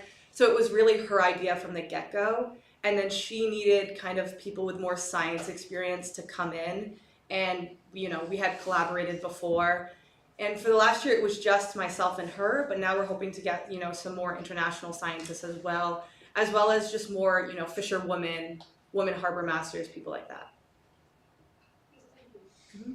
Thank you very much. So we go to next speaker. Maybe I will tell you why I know Nantucket Island. Well, the first ever published marine model took place on the George Bank, which is a little above Nantucket Island. So it's mentioned in the and it was in 1945. So we have the last flash presentation, this first session of the afternoon, and it's by Emma Duquenne and Eloise Carati. Good afternoon, everyone. I will present you today the EIT, European Institute of Innovation's Climatic Leadership Programs, which is an European initiative. These extracurricular programs, which on yearly cycles, prepare students, postgraduate, and new professionals to lead the transformations to attain a net zero carbon and climate resilient world. In 10 years, they have hosted 70 summer schools, generate over 400 projects, and create a network of 3,000 of peers. After all this number, you may wonder what is exactly. The program methodology comprises 3 dimensions. The first one is inspirations, with online conferences, which are lectures dealing from professionals to environmental, climate, or entrepreneurship fields. The second one is personal development, with online coaching sessions that help us to improve our soft skills, especially communications. And the third one is experiential learning. It's composed of a 2 weeks long summer school in an European country and an individual impact project. During the summer schools, participants are invited to attend conferences, but also to create an international group project. It's a good way to learn by practicing how to work with people from various backgrounds, not only scientific people or environmental science people, but also people from economical or technical field. However, there is unfortunately no continuation with this project after the summer school. With this in mind, Eloise Carati, also present somewhere in the seminar, and I have decided to organize a concrete project. Our project was a roundtable on sustainable fishing. It was a unique occasion to organize a project from A to Z, invite stakeholders, find logistical means, realize partnership, and communicate also on social media on the event. At the end, we have presented the event behind over 50 people, and it was really a wonderful experience with a lot of stress that helped us to understand how to organize this kind of events and how to communicate about climate change issues. Climate Kick programs has widened our perspectives and offer new opportunities than usual. It was a good way to create a network with people from different countries and from various backgrounds. However, this kind of hybrid program with a big part online has many limits, especially on organizations. To conclude, this kind of international and pluridisciplinary programs remain the valuable solutions to educate people how to deal with environmental issues with a socio-economic insight. Thank you for your attention.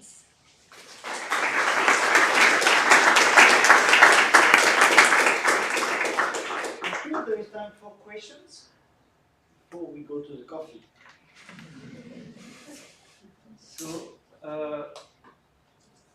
So in one of the previous presentations this afternoon, we had also mentioned the EIT program.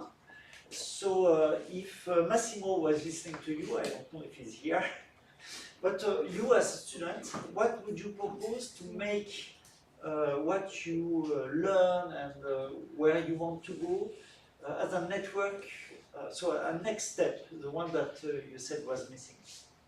I think also a good thing that could be to be integrated during the summer school to a concrete project, perhaps on an NGO or perhaps with a local municipality. It would be really interesting to be with them for a few days and to really understand their problematic and how they initiate some projects to can perhaps use it and go back with to your own country and try to create also some projects in your local in the local.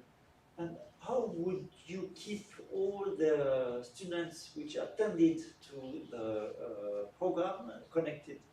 Are they connected, and how would you?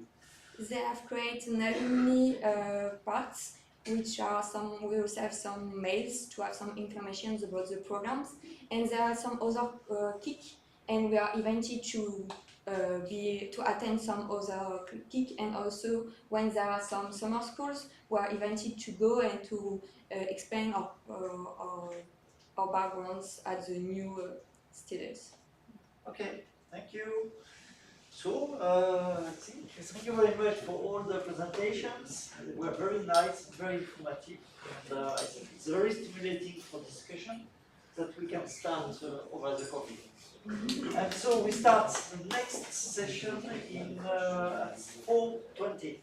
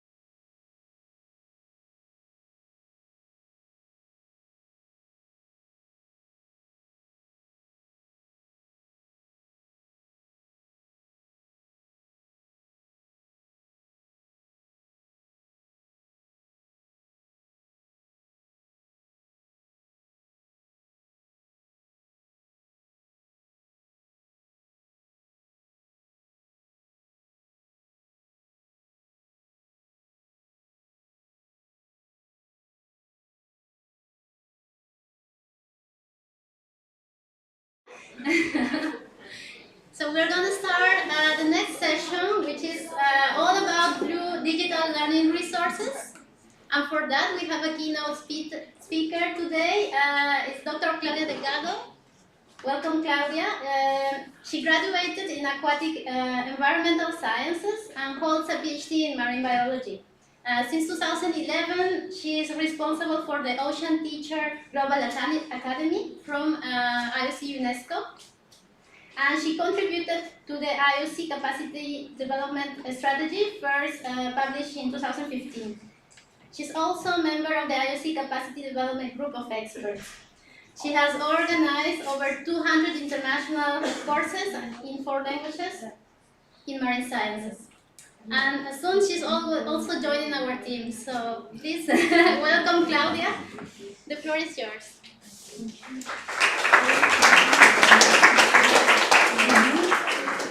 Thank you, everyone. Thank you for having me here. And I will be actually, I'm representing a team which we call the OTGA Secretariat. So what I'm going to be talking about is actually something that is done not only by me, but by a team. But I really like to start with a blackboard, because I think, looking around, I think we're all young enough to have sat for quite a few hours or years learning and eventually even teaching using a blackboard. And of course, this is not an example of a digital tool for learning, but in fact, some people can go really, really a long way if they need, just using a blackboard. And this is an example of a teacher in Ghana teaching how to use the Microsoft Word to his students. Thankfully, this was a happy ending story, and they were awarded a set of computers so that they could teach using a Word in this case in a more practical, hands-on environment. Anyway, I will be talking about Blue digital training or learning resources, and I will give a very short overview of what I believe online learning is or can be, and then I will give an example of the Ocean Teacher Global Academy with which I've been working for the last few years. So, but before going ahead, I would like to draw your attention to the UN Agenda 2030 and its SDGs, and specifically the SDG number 4 that promotes inclusive and equitable quality education and lifelong learning to be achieved by 2030. And in this context, the Qingdao Declaration was signed in 2015, and it was the very first global declaration that promotes the use of information and communication technologies to achieve education targets.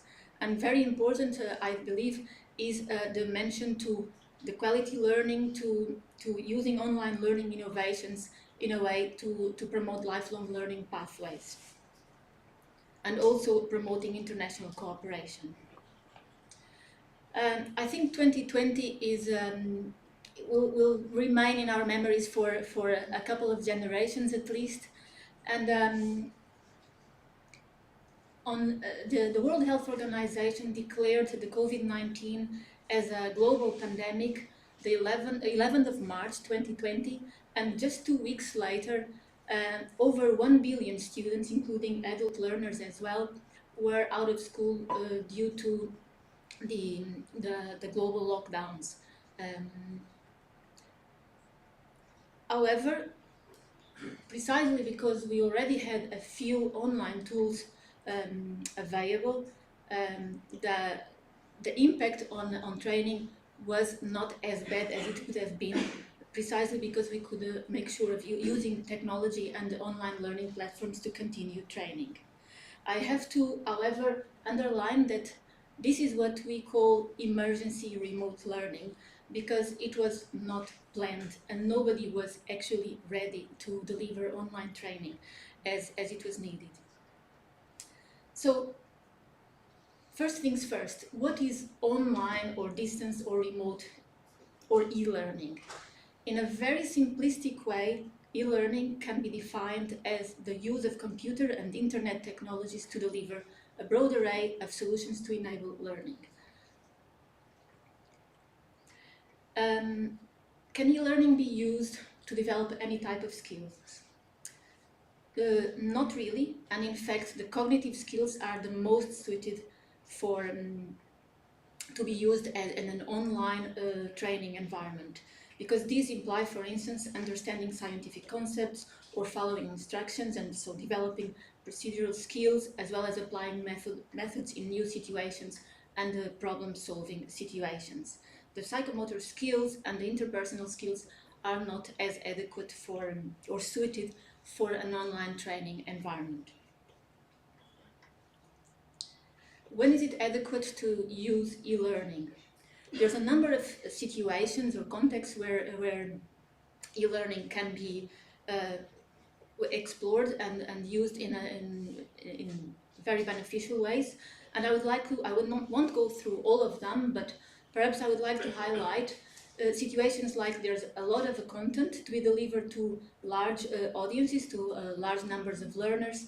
The learners are geographically dispersed or have limited mobility for whatever reason.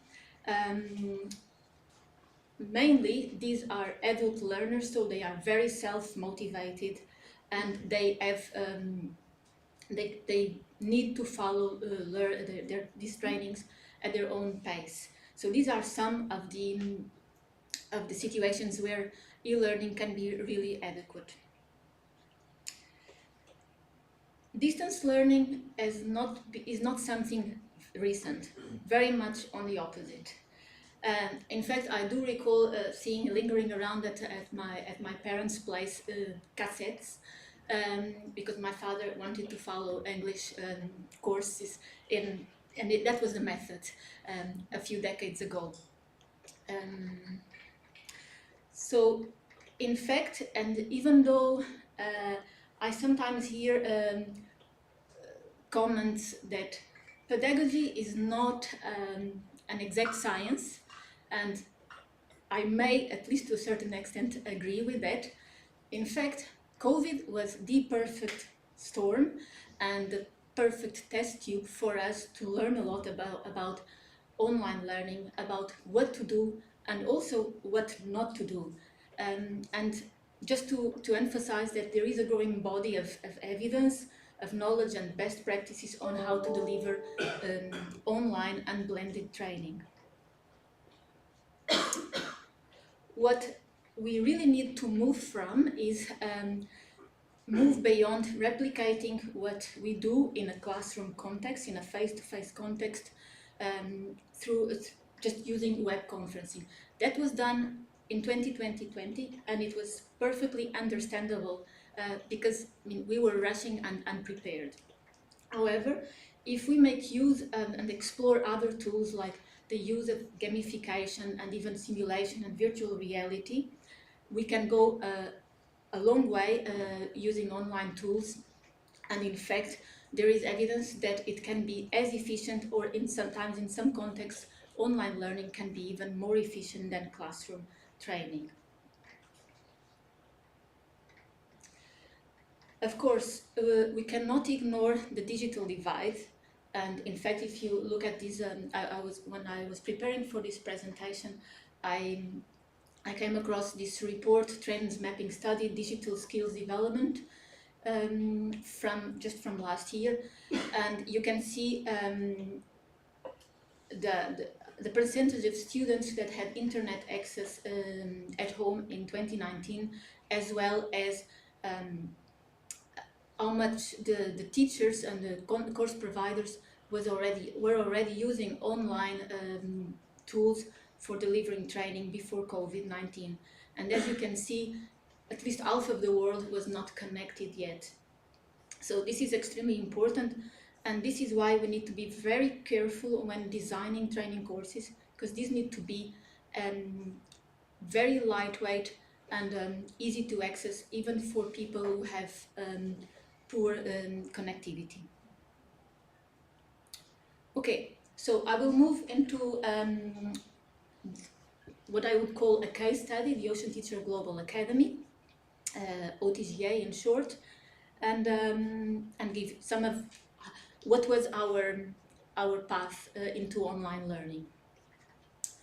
So OTGA is what we call the IOC's capacity development tool, and it fully contributes to the IOC capacity development strategy. It's funded by the government of Flanders from here, from Belgium, and we are based, our headquarters, if I can call it like that, are based in Ostend, so not so far from Ghent. What is now Ocean Teacher started actually already a few decades ago, in the late 1980s, by organizing very much ad hoc training courses, mostly in marine data management and marine information management. So we would organize training courses in different places as needed. A major milestone took place in 2005 when the IOD project office was settled in Ostend, and there we could have we basically set up an international training center where we would organize the training courses and host all the students from all over the world for courses that were typically one week, eventually 2 weeks long, face-to-face. And for quite a while we were already using a learning management system, but in a very rudimentary way, just kind of experimenting with it. Then in 2005 we moved on to what we call the Ocean Teacher Global Academy by setting up 8 regional training centers around the world. And this was quite important because we could steadily start organizing more training courses, training more people, and also training in other languages other than English. And then in 2020, we started the second phase of the Ocean Teacher Global Academy with 17 regional and specialized training centers.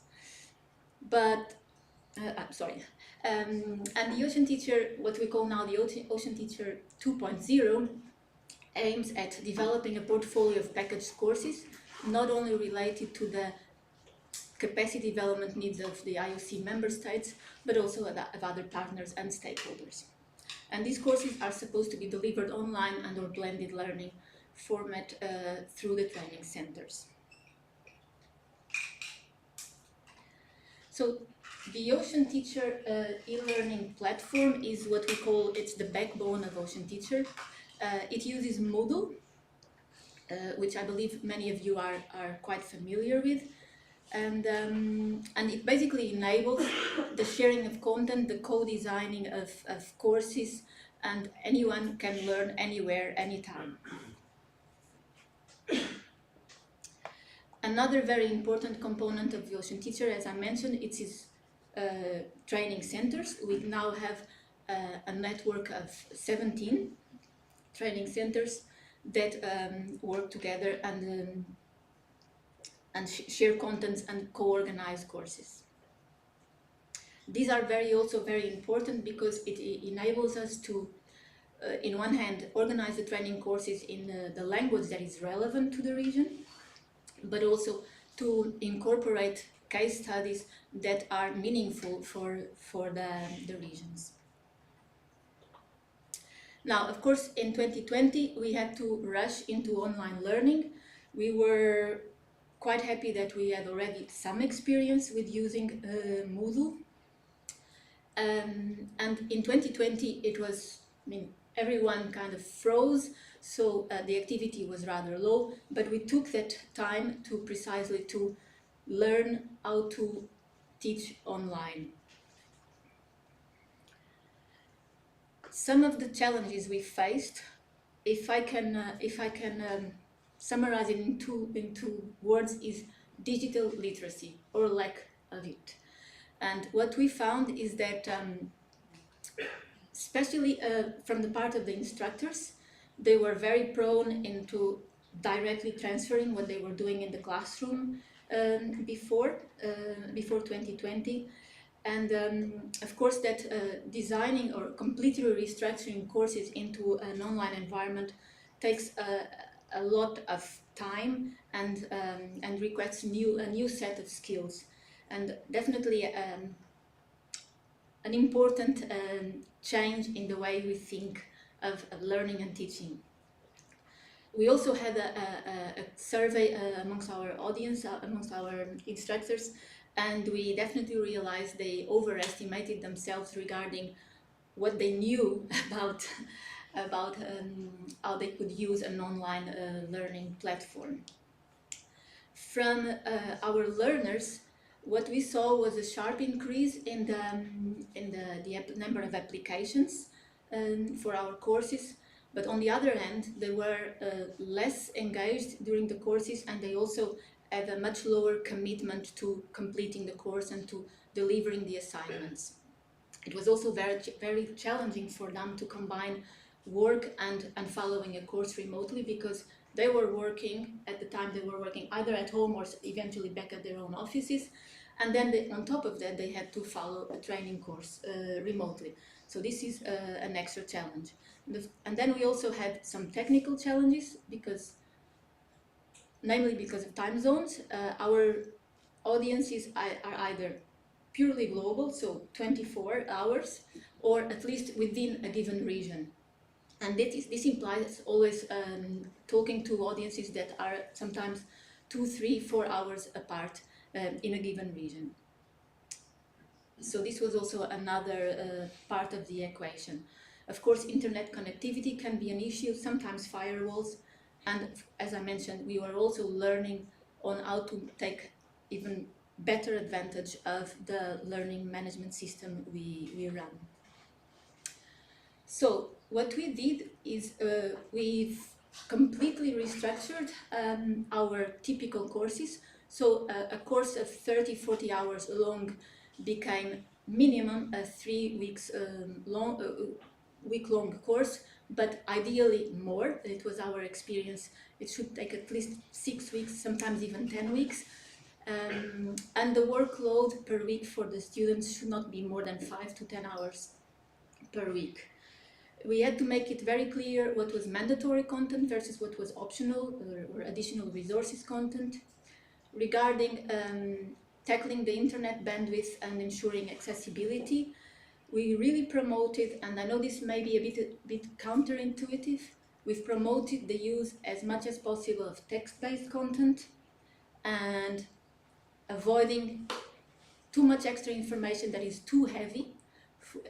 I want to recall you that we're working mainly with developing countries, so not within Europe, not within the ones who have very easy access to good internet connectivity.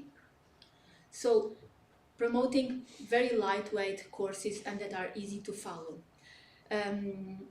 Web conferencing, synchronous events, they should only be used for Q&A sessions and discussion.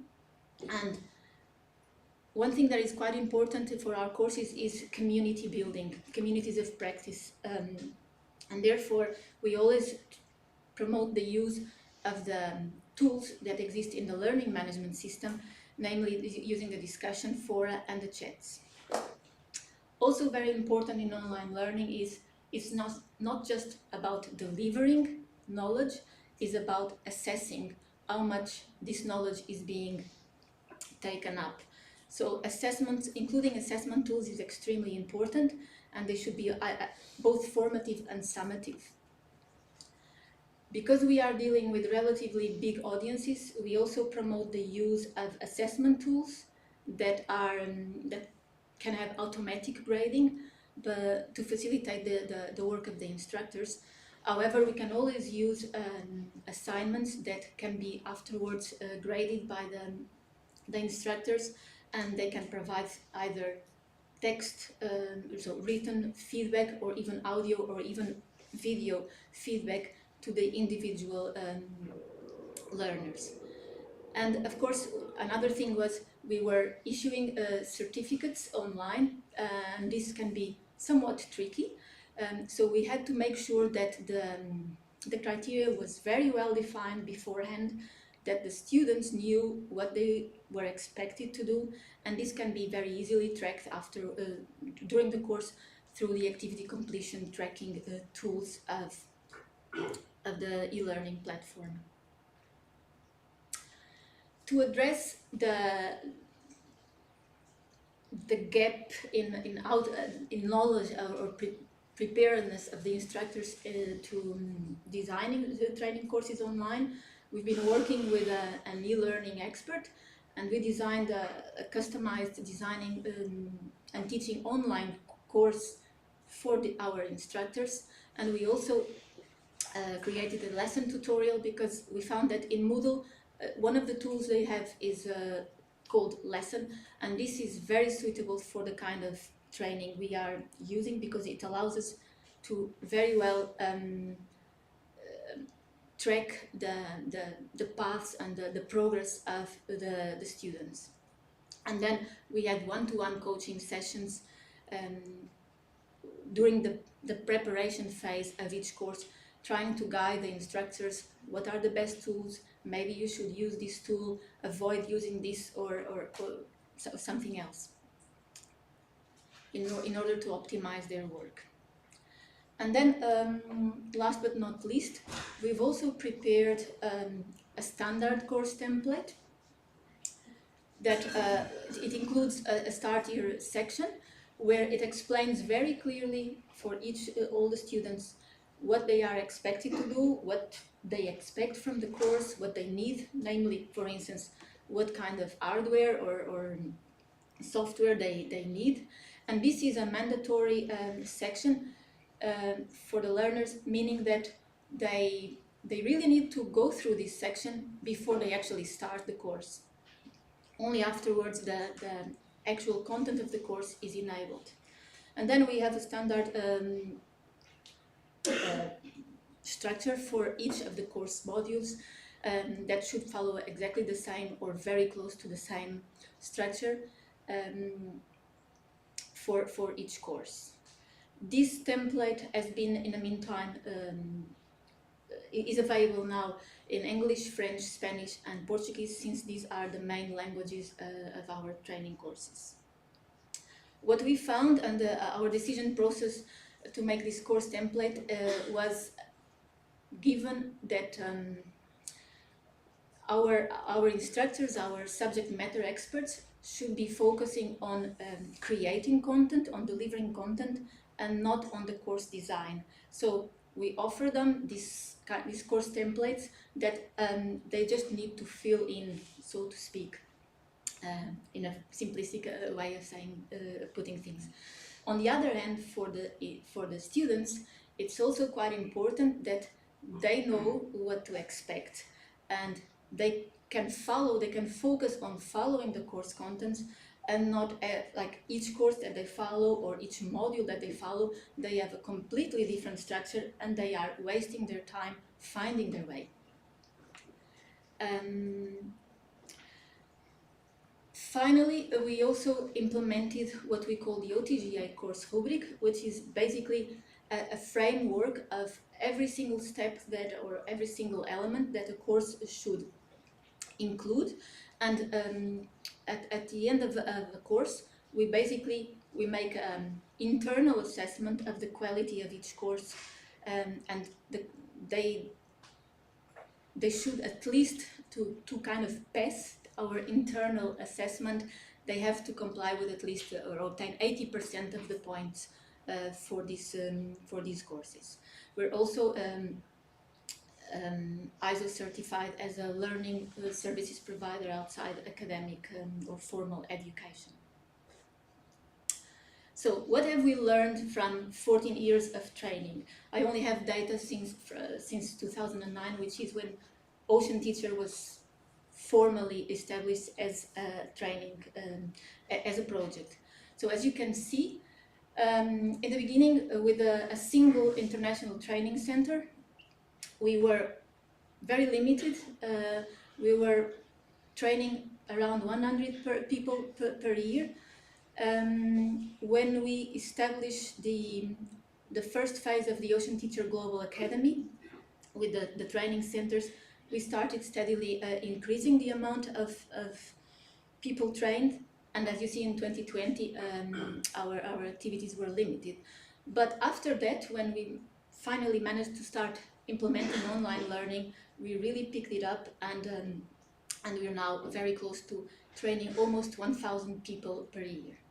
And what is not really shown in these graphs, because I'm still working a bit on this data, is there were what I think two important side effects of moving online, which were, on one hand, we were able to reach audiences that were very difficult for us to reach, and specifically the small island developing countries. So we really had the boom of participation from those countries now, which I think it's really important. And on the other hand, we also see that more women are following our training courses online. Often the women, and I'm sorry to say it, are the first ones to stay at home as the caregivers. And if the courses are made available online, there seems to be some more, it's another opportunity for them to follow the courses. Okay, trying to wrap up this presentation, the Ocean Decade has been mentioned already several times today. I just want to highlight there are 10 challenges that have been identified to be tackled during the decade. Challenge number 9 is quite dear to me, ensuring that skills, data and technology are accessible for all, not only marine researchers, marine professionals, also decision makers, all kinds of stakeholders. This is very important, and this can only be done by training people. And astronauts are trained on Earth. I know that there's many people who think that online training is very limited. Yes, it has limitations. However, if you have the opportunity to read this paper, The Changes We Need, Education Post-COVID-19, you'll be able to see that the future of education will very likely include, or we need to use the opportunity to deliver this kind of instruction, capitalizing on both the online training and the in-person training, both the remote and in-person training. So I'm not sure remote learning is coming out of age. I took this picture back in November 2016. It's just the cover of this Research Information magazine. I do believe that teaching and training are changing, and we really need to use the opportunity that digital training can give us, and in this way lead education transformation, and definitely in marine sciences. Thank you for your attention, and I'll be very happy to take any.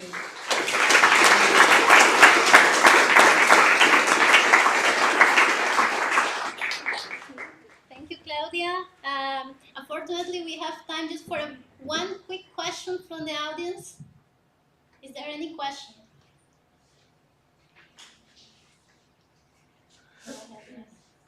Okay, no, well, my question is, if you follow the becoming of the students after they pass your lectures, and what can you say about it? Well, at the end of each course, and in fact it's one mandatory task before issuing the certificate, if they are granted a certificate, we always have a feedback survey for each course, asking what went well, what did not went well, what can be improved, and most of the time now we do have a very positive feedback, and the kind of feedback of I would not be able to follow this course if I would have to travel or if I would have to pay to attend the course. And then we also have, at the end of each year, we also have a more global survey to see, to try to follow up our alumni.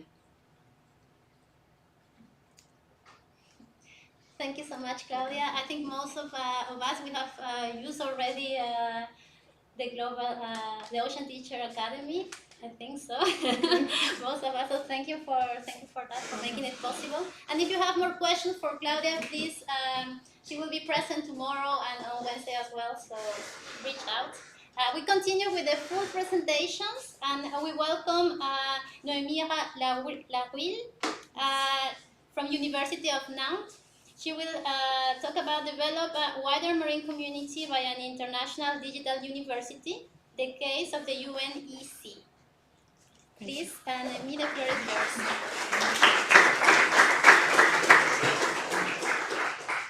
Thank you. I'm very happy to present our work today. You will see that it's quite similar to other projects which will be presented, and it's the first time I will join your network. You will see one of the reasons is that we work mainly with French-speaking countries, as we choose to begin our work on just one language in order to reduce the complexity of such a project. So thank you, Cláudia, for all your presentation, because I didn't focus so much on the courses architecture, but it's quite similar of what you just present using Moodle. So I will give example of how we use digital learning and the challenges and the issues we are trying to work. So, okay, I do it myself. Thank you. So a brief history of our project, Digital University UNEC. We are born on the request of some countries from West Africa who had the same issue in the same time. They need to reinforce their skills in management of maritime security on their own territories. And our universities, and especially the Maritime Law Department, had been requested in the same time by different training centers, and so that is why we decided to propose a global solution with online trainings and hybrid training. We didn't know these words on that time, 2016. But we were talking about hybrid training already, because part of courses were already given in Africa, and another part of courses were given online through our university. Nantes University understood quite early that it was an opportunity maybe to test a larger program who would concern not only maritime law and security, but also other topics from sea sciences. And that is why our university decided to take this opportunity to give an experimentation of what would be a global e-learning platform for sea sciences.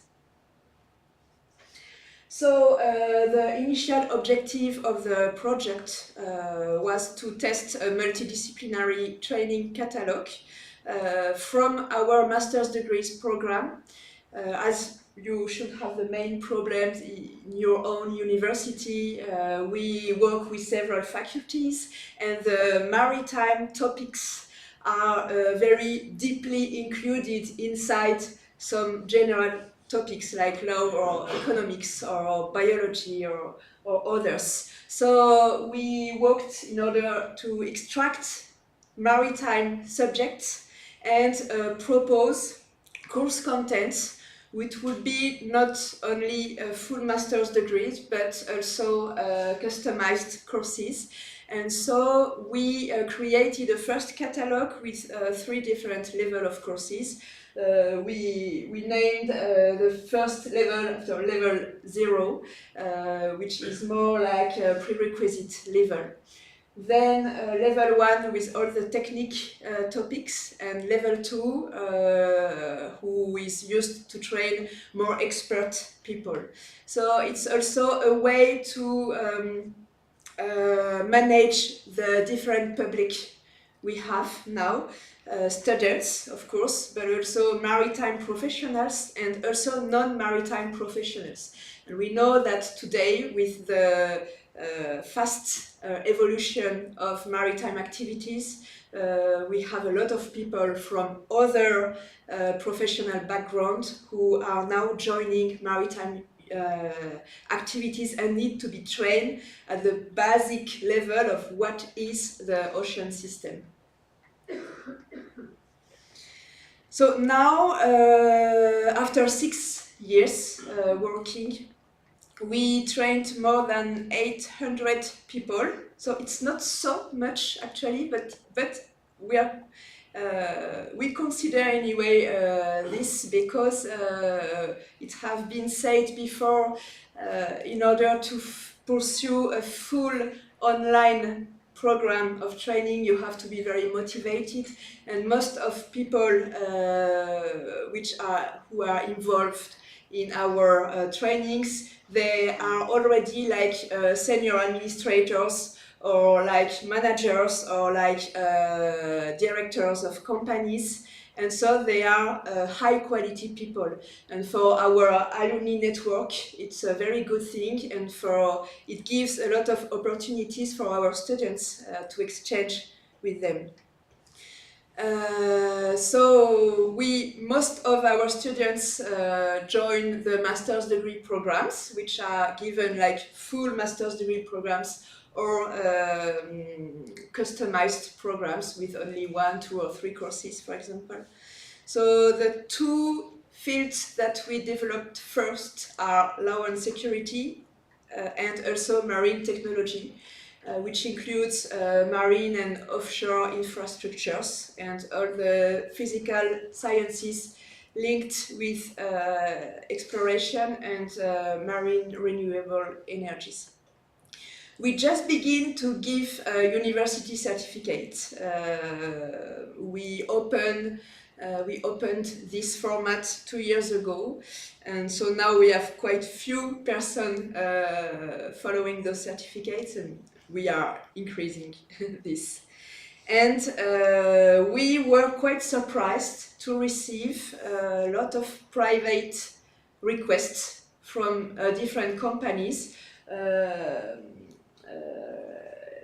Bank, for example, and we are training now 50% from French banks who wish to train their counselors, financial counselors, so they will be able to evaluate the quality of a project, a new startup project, for example, and also from public administrations and ports.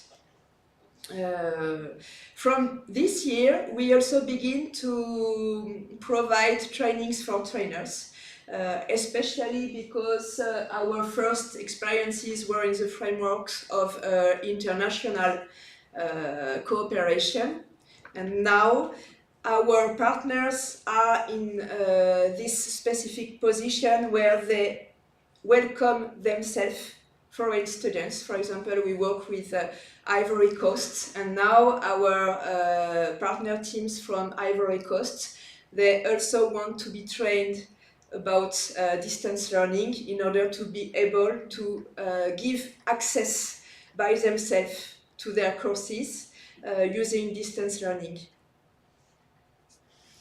So this is just, I will go quickly on this, but this is just to give you an idea of how we develop things on the last 6 years and how we founded our activities. So first you can see, not so well, but in blue and green, so the blue color is the fund received from our partners from West Africa and West African governments when they had this project to reinforce their skills in maritime security. And receiving that request, we asked our regional authority to help to finance our structure, so that the region could also, in the same time, promote our own research capacity on our territory. So this is how we obtained this help from our territory. And you can see that 5 years later, the help, the support, financial support from the territory is already little. The international support is quite little too, and most of the funds are coming actually from individual persons, but most of them are employed in several organizations which finance their training, and so they come and register individually. So the first challenge we faced were the management of training contents.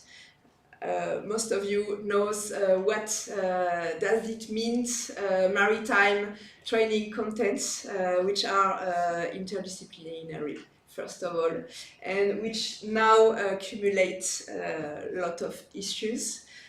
Traditionally issues linked with maritime activities, but also new issues linked with climate change, blue growth, and the absolutely necessity to accelerate the protection of seas and oceans.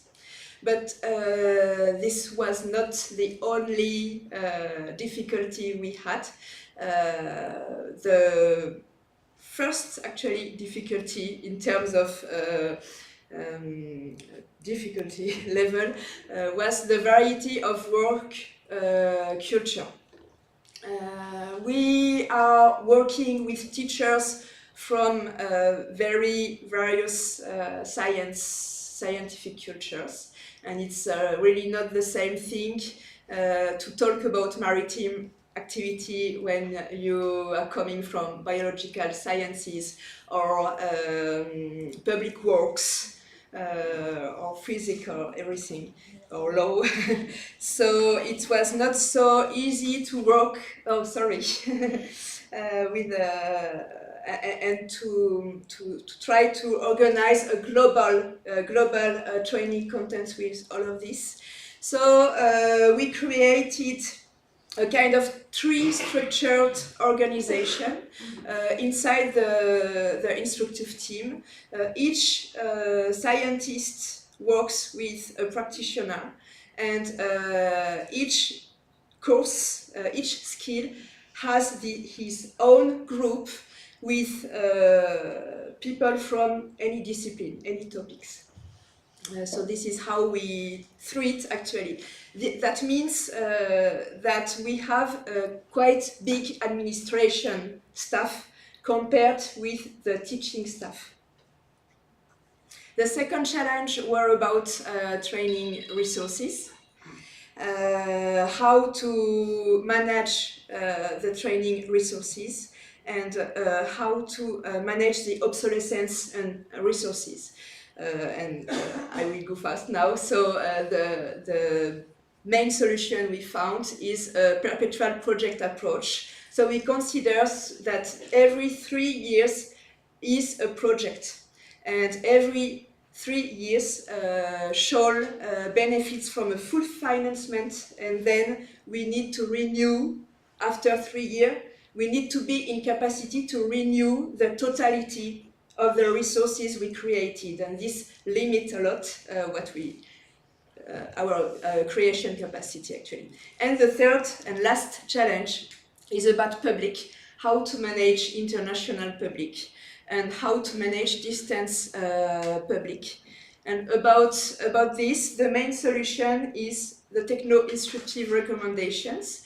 So we have a big system of recommendations for teachers and also for users. And so teachers has to follow a quick training before to teach in our platform, and users has to follow also a quick training before to be a user of the platform. So we know that we increase the way the user will success and go to the end of the training. So in conclusion, after 6 years, what we observe is that complexity that we first managed became an opportunity for our university.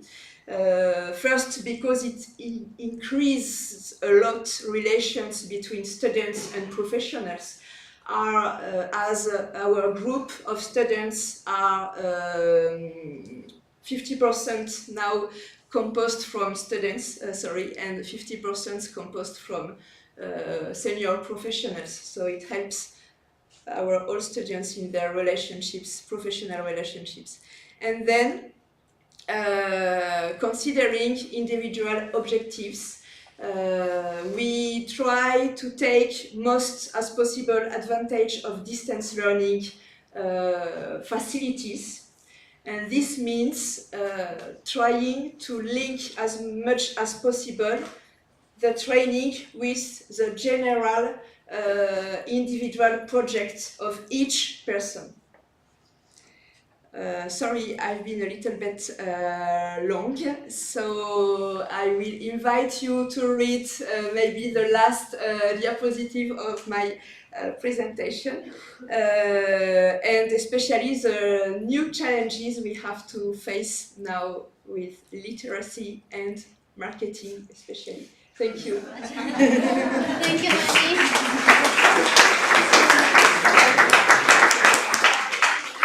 Sorry. Thank you so much, Noemie. Please reach out to her. We don't have time for questions at the moment. We have to continue. So welcome Dr. Autun Purser from Helmholz Centre for Polar Marine Research. We'll talk about Into the Deep, online learning and community science involvement for all across deep sea ecosystems. Thank you very much, and you said my name right as well. Brilliant, thank you. So, I am a deep sea ecologist. I am not a teacher, but I'm going to present this teaching project that we just got funded. It's an Erasmus project. It's supposed to be teaching people throughout their lives. We're not giving certificates for masters or anything like that. It's more to get interested members of the public hands-on experience in actually taking part in scientific research. In this case, labelling images of the beautiful or potentially damaged deep sea environments. So Into the Deep, be a marine scientist. So I'm presenting this on behalf of various partners. We're from various nations, NGOs and also universities, all of which collect data from different areas of the deep sea, facing different anthropogenic threats or different research questions. Yes, so as I said, it's an adult education project, but we're not trying to make people learn a lot. We're trying to make people learn a little bit about a question of interest. Perhaps you are, for example, in the Mediterranean near an area which has been heavily fished, and there's a process of trying to re-establish coral reefs in the area. That's one thing in our project. So maybe you live in that community and you want to have a little bit of knowledge about how that works. And this is what we try to show in this project. And we try with 4 demonstration environments. German national funding, and just started 2 months ago. And yeah, the overall project summary, it's basically about ecology, human impact, and natural habitat variability. Target audiences, local stakeholders or interested public, like I said, and anyone interested in taking part in real research. So these people that look at our website and do our stuff, they're not just learning for themselves, they're actually going to be making an impact. I'm going to show my camera sled in a minute, and when I go to sea, I will take 15,000 photographs in a few days at sea. This is too many for me or even my students to label, so people doing this, learning about their environment, will actually be learning and taking part in real research. Yeah. There's various work packages, I'll just show some of the things. Like I said before, there's going to be 4 ecosystems we talk about, and we're going to be using this tool called Beagle. Now, Beagle is something that some people in the room have used before. It's a very fancy way of allowing you to label images in the deep sea. And it's, of course, because it's designed by scientists, it becomes monumentally complicated. And the scientists have got the ability to label everything on God's earth, or whoever's earth, which is too much for a small project like we're doing. But like we just heard about in the last 2 talks, we want people to get in there and learn by doing something easily And so we're going to get rid of all these labels. And in our 4 topics, they have much simpler goals. For example, is there a fish here or not? This particular photograph is from an area where there's been deep sea trawling. And these particular species of fish are using the trawl marks as a highway. So very clearly there'll be more of these fish in these highways than the other ones. Yeah, so you label, basically the people will label points of interest. This will go to scientists. We have 4 scientists involved from each of the different ecosystems, and they will use the data for real scientific output. And the people that label in our project, they will have their names forever in the data archive with this data. So they get an active part in ongoing research. You can also do videos. I'm just showing this in case any of you in the future need videos annotating by citizen scientists. You can use that system. Intuitive, low background needed. Like we heard in the last talk, the people using this should need to know nothing about the environment, and we're answering straightforward questions. Is there a starfish or not? We're not saying, is this Latin species A or Latin species B? This is not the purpose of this. That's the other version of the software. And the way we're doing it is that anything you do, any person that takes part in this and makes a few labels, because they're giving these images randomly, their few labels are going to be useful. Say it's a bad internet connection, that was a good point raised earlier, any participation will be useful and helpful. It's browser-based, no downloads required, so we don't have any of some of the problems that you can have with these online things, and no logins required. We found in Germany that people really, really hate giving their personal details out, so we've got a non-login based system. Each of these ecosystems has got 4 modules. We're calling them modules, but it's more like a sheet of A4. It's very simple.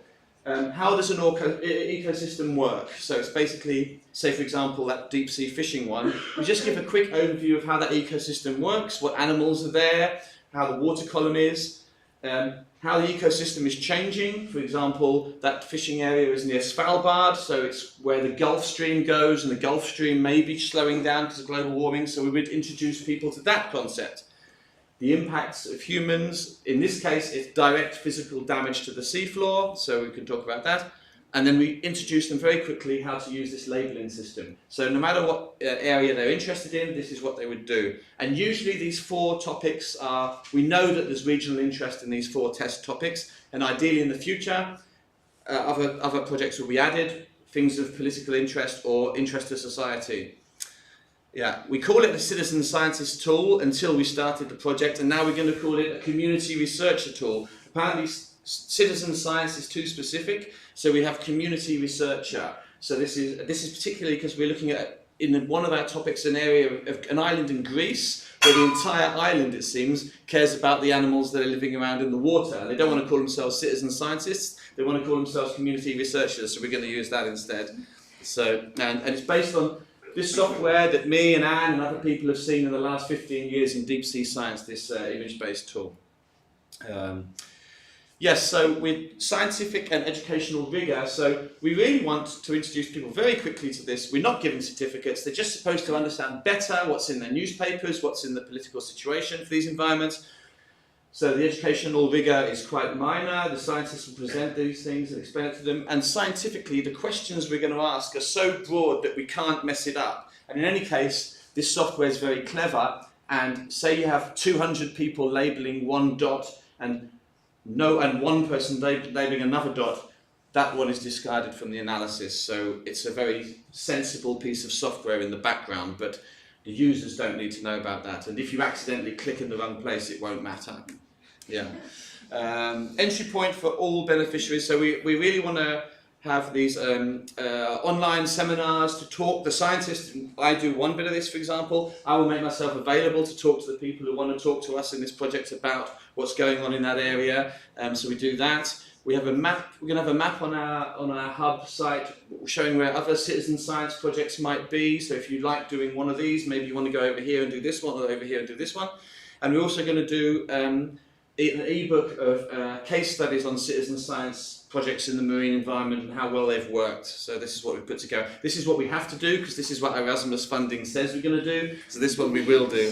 So 4 ecosystems. I'll show them quickly. The first one is off the northeast of the Pacific.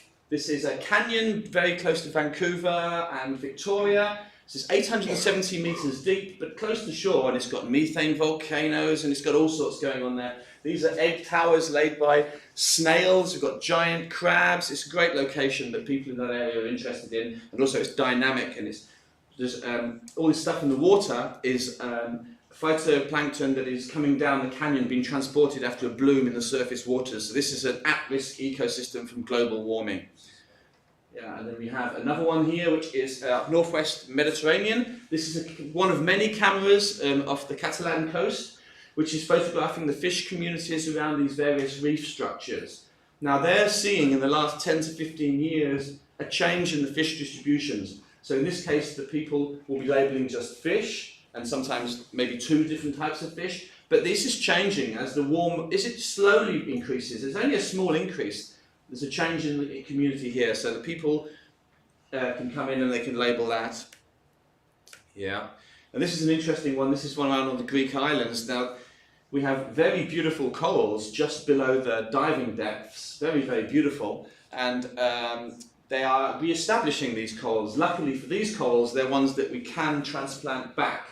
So we have cameras down there looking at how the transplanted corals are going, and this is something we're doing there with those. So they will put these re-establishment blocks down there, monitor them over time, and people can dial in and label coral alive. Maybe these things expand when they're feeding, so maybe we'll label that. And then this is mine. I used a German research vessel Polarstern. This is my camera. It's a 3.5 million ton. Actually, 300 million ton, 300 euro 1 ton camera. It's only got a Canon EOS 4 in there, but it costs 3.5 million for the whole system, the most expensive Canon camera going. I tow it behind the ship. Here I am pretending to work, photographing the seafloor. I found the fish nests that you may have read about in the newspapers last year with this camera. It's not going to be in this project because I've already counted these, so I can get the bloody paper out. But this would have been perfect because the public were really interested, and that's what we want to try and grab. This would have been a great one because the public can say, anyone with no skills can say, there's a fish, there's an egg, or not. I mean, that's an easy one. It's a perfect thing to get anyone involved in doing, and then so people would read the story in the Times or whatever paper, make some labelling. That would have been great. And this is the one I am actually doing, which is, this is the Norwegian coast not destroyed, and then this is when it's destroyed by deep sea trawling. So fishing, the Norwegians say, we're only fishing to 700 meters. This photo's at 1,000. They definitely were trawling deeper, but then they say, it's the Polish guys. They come out and they fish. But so anyway, that's that. And so, we've just started the project. The website's here, and this slide's going to be on the internet. So if you have an idea of what you might want to use this Beagle light for, or any other questions, just email me. Thank you very much.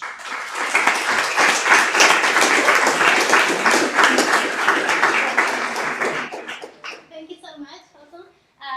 We have some time for questions. You can shoot. Yes. You can go ahead. Have you heard of Deep Sea Spy? Yeah, that's which one's that? Is that one of the American ones? Ifremer one. Yeah. The Azores on the. That's on the hydrothermal vent thing, right? This, This is exactly the sort of thing we want to do. This particular one, we just had these 4 institutes, and we got the funding because they were the ones that are considered lower countries. There's Greek, Catalan ones in this first wave of things, but the SPY thing is a great thing for this dynamic Azores system. Yeah, this is exactly what we perfect would use for this. Yeah. Yes, please. Yes. Have you think about virtual reality for exploring the deepest ocean? That would be nice. Yeah, I mean, occasionally I've had the chance to make 3D. I have made some 3D footage with that in mind, but we haven't done it yet. It's a good idea, and I think it's only a few years ago. It's having the ship time to go out there and take the films in the right way. When the ship is 60,000 euros a day, and the trouble is with the outreach things, or things that haven't got an immediate purpose scientifically, it's a big argument on board, but I think we should do it. It would be very good for getting people to understand the environment better. A trawled area, not trawled area would be good, so yeah, it's a good idea. What does Beagle do exactly? So do we contribute to data gathering, crowdsourced, or is it training an algorithm? Both. So basically, it's got two purposes. You can just do labeling purely, but Beagle specializes in doing doing labeling. So I taught it how to recognize two coral reefs, for example, and it was very good at that, but it was terrible at recognizing sponges, and this is by algorithms. So it is used to feed algorithms in, and they can be developed and is ongoing. So our partner institute in Bielefeld, they provide this input, but they're using it for the developing algorithms, ideally for monitoring. So they learn the algorithm how to monitor if the coral reefs are damaged or something like this. So it is aimed at doing algorithms. Okay, but it's going to be more than making the next street view underwater. Well, it's like you only got the light is the problem. You only got 2 meters vision anyway, so it's hard to make the street view thing. So no, it's just you can train it to recognize some animals. This is the training we're on at the moment. Some with fish that curl all the time, that's a nightmare. A starfish, plonk, he's easier. But a fish, no, not this hard with the algorithm. Thank you so much. We have to continue with the next speaker. Thank you, author. We welcome Dr. Damien Cardinal. He will talk about e-courses for masters, online fundamental semester for master on climate, related science disciplines. Please, the floor is yours. Yes. Hello everyone, thank you. So I'm Damien Cardinal, I'm professor in marine chemistry and biogeochemistry at Sorbonne. And actually I won't talk about the Sorbonne University project, but I will talk about the i-CalPSuL project. I'm coordinating this project with Estelle Fournel, who could not attend the meeting today for administrative reasons. So it's a big team for this project. We have a graphical designer, Carole Pettin, pedagogic engineer, Sylvie Gassino, and technical support with V-Way. And we have a team of 14 teachers at different universities around Paris, and they are all named here. So I will first explain you the context we have at i-CalPSuL. What is i-CalPSuL? i-CalPSuL is a typical structure we love in France, very complex. It's Institut Pierre-Simon Laplace. It gathers actually 10 labs from 15 universities and research organizations like CNRS, Sorbonne University, Paris-Saclay. And actually, i-CalPSuL is famous because it focuses on climate change, and Earth environment. So we are living with this complicated structure here, and i-CalPSuL was created in 1991 to coordinate research efforts in the natural climate sciences in Île-de-France, which is a large region around Paris, and to combine the resources and instruments of the various laboratories. So we have multidisciplinary studies on the environment. So i-CalPSuL has been is actually famous for running, for instance, some IPCC climate model and ocean biogeochemistry and so on. So i-CalPSuL got funded for 10 years to have a big project which is called EUR, that we have a few in France. That's École Universitaire de Recherche. That's a university college for research. It's funded for 10 years, so from 2018 to 2028. And at i-CalPSuL, or EUR, or École Universitaire de Recherche, is of course related to climate studies, and we call it the Climate Graduate School. So our Climate Graduate School is actually divided into two components, one education component and one research component, and they both interact closely. But today I will of course speak more on the education components. So the aims of every EUR actually is to make a kind of a continuum between master and PhD studies. Like in UK or in US, we have these schools at the faculty level. So in France we don't have that, but we try to implement that with this EUR. So the education component of this climate graduate school is based on 6 types of action. I won't list all of them, but I will just focus today on the actions that are relevant to the project I will show you. So this is action 5 actually, which is renewed learning approaches, which include of course digital learning. And the project I will present is also related to the international pathway, and to action 1, which is to try to have some homogenization of some courses in our different masters. So this is the landscape of our masters under the Climate Graduate School. Again, a bit complicated. We have 3 different masters. That's SGE, which is Environment and Engineering Sciences at University Paris-Créteil and Paris-Cité.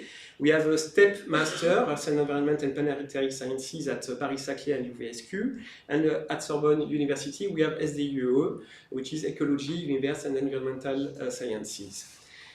So 3 masters, you might say it's not a lot, but actually it's quite a lot, because there are 18 tracks. We have more than 500 master students registered in this just 3 masters, and you have all the topics that are actually related to this masters.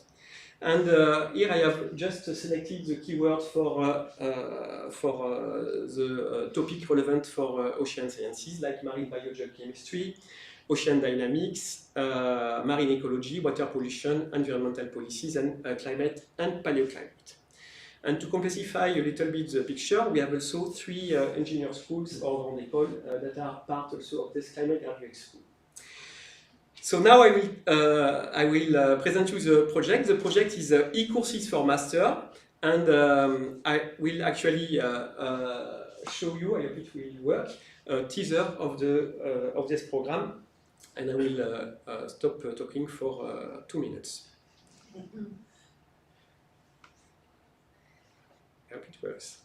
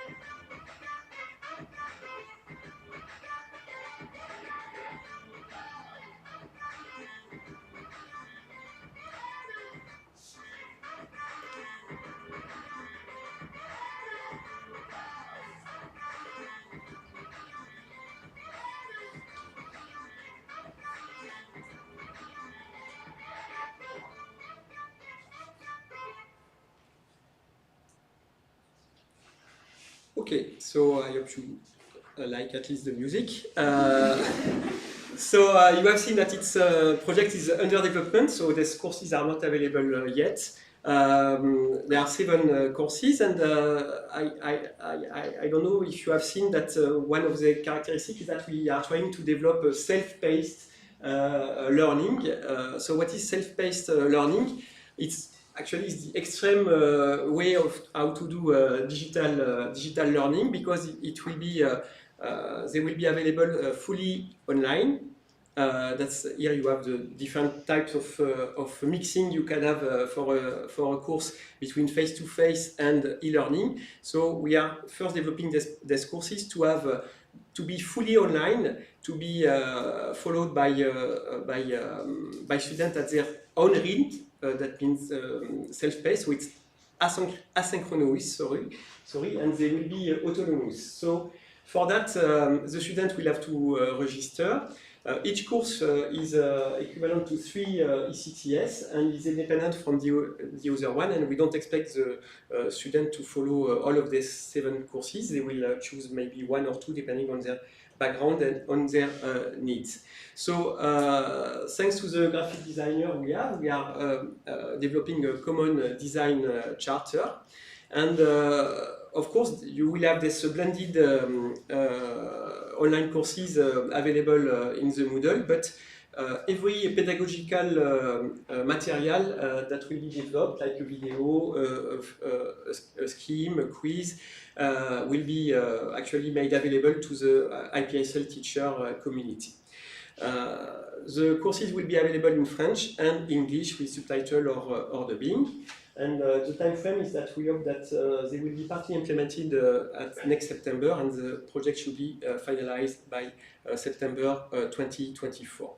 So I will just show you some of the custom illustration that we are developing and here that are related to the ocean, like this water column and the different types of water masses and the different time scale of processes that are ongoing depending on this depth, and that's also figured, which shows the time scale of carbon exchange between ocean and atmosphere, and ocean and atmosphere and continents.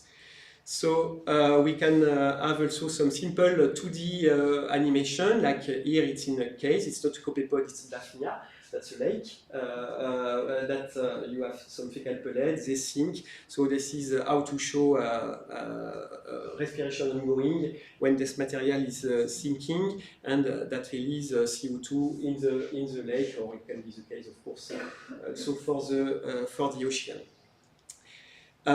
We are developing also traditionally, short video. This is an example for a video for the course on paleoclimate, and this video is explaining the basic concept of isotopic tools, and isotopes are commonly used also in the ocean. And we have also other types of video where you see the teacher explaining the concept in biogeochemistry in this case. We are also developing some enriched illustration using H5P. You might be aware of H5P if you work with digital learning, and here it's under Moodle. So we have taken this very useful IPCC figure from the CO2 budget. That's from the last IPCC report published in 2021. And so we have enriched it with this blue crosses to explain, especially for all the processes and reservoirs that are in the ocean, to explain in short sentences what they do represent. It's almost, I'm almost done. So I have shown you the 7 in the teaser, the 7 courses. 4 of them have a strong ocean component, and the physics of ocean and atmosphere, the paleoclimate course, and also energy and climate system, and biogeochemical cycles. So just to finish, that's the perspective and open question. As a teacher at the university, it's very difficult to find time and motivation that we need to develop this courses and also to be trained on the different digital teaching tools. We have some questions, and I hope maybe we can discuss during this 3 days how to refer, how to store, and how to share the pedagogic resource, both internally for i-CalPSuL but also for external people. And it's also a challenge to organize high-level evaluation. It has been, you have mentioned it, in the self-paced mode, fully online. We have also some questions regarding the certification and in terms of IPR also. That's it. It was fast.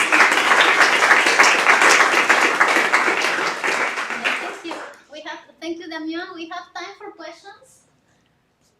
Are there any questions from the public? Yes, please. Yes, thank you for your presentation. I had a question. You said that students can choose if they will follow 1, 2, 3 courses.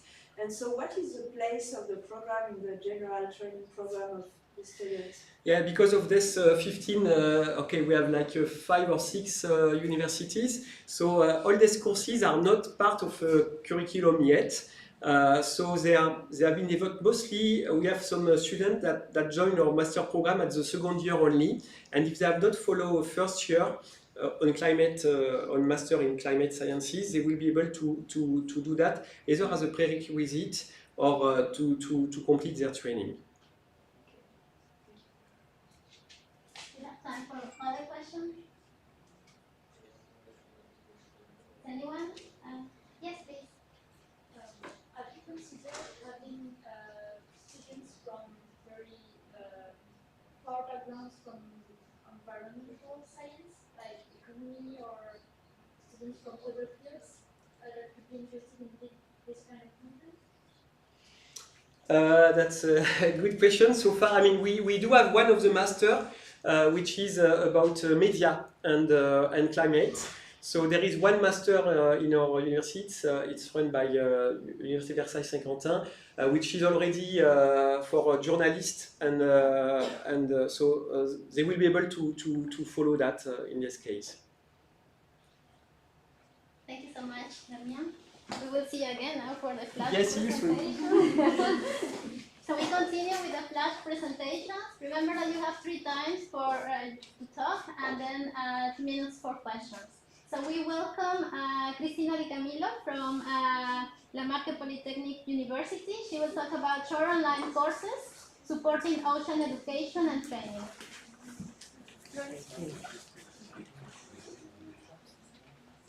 Short online courses are asynchronous self-learning experience created to support fundamental courses on marine science and to reduce learning gaps between users with a different background.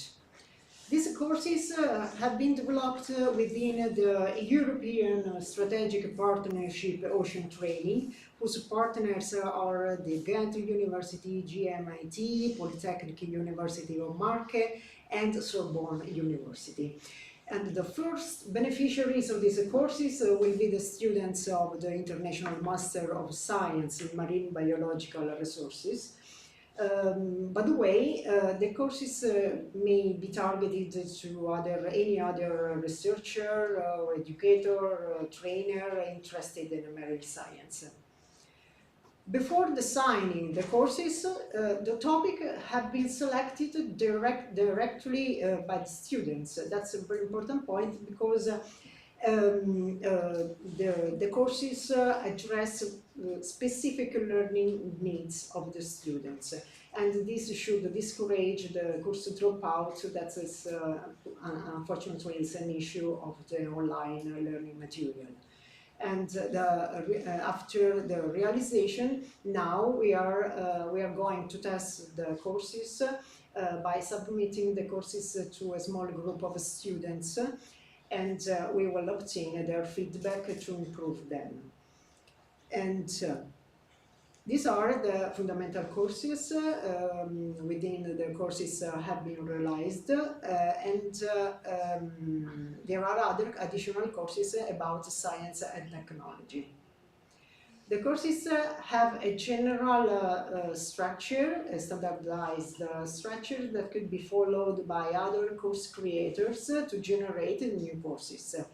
And they are eye-catching and attractive, and besides the goal of the course or the learning outcomes, the courses integrate very engaging materials such as videos, infographics, and external links, and even interactive materials such as quizzes that are important for the self-assessment for the student. And this is an example of the course, which the courses will be made available on a virtual learning environment platform such as Moodle. And this is the general, this is just a preview of the course. And you can see on the sidebar, you can see the chapters that will compose the courses. And the courses may, of course, can be reused several times by the students before completion, and after completion the students will get a certificate. And this is an incentive to complete the course. And another advantage of this course is that the repositories could be the number of courses present in the repository could be increased even in the future. And if you have questions, I'm available to answer. Thank you, Cristina. Thank you.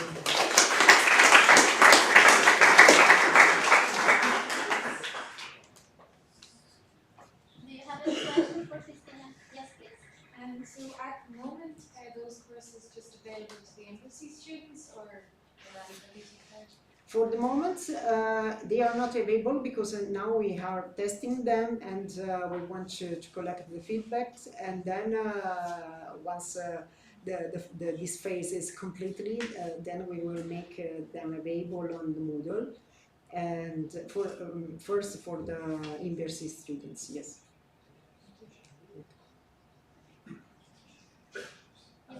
So I participated in the University online semester in 2020.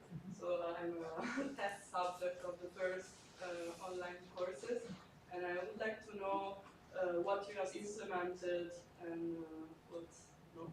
I don't know, compared to the first courses that were not socks, I guess. Were not. No, sure. they were not socks for But sure. I see that the topics are the same. So Yeah, no, the fundament, yes, yes. subjects are the same. So I'm curious.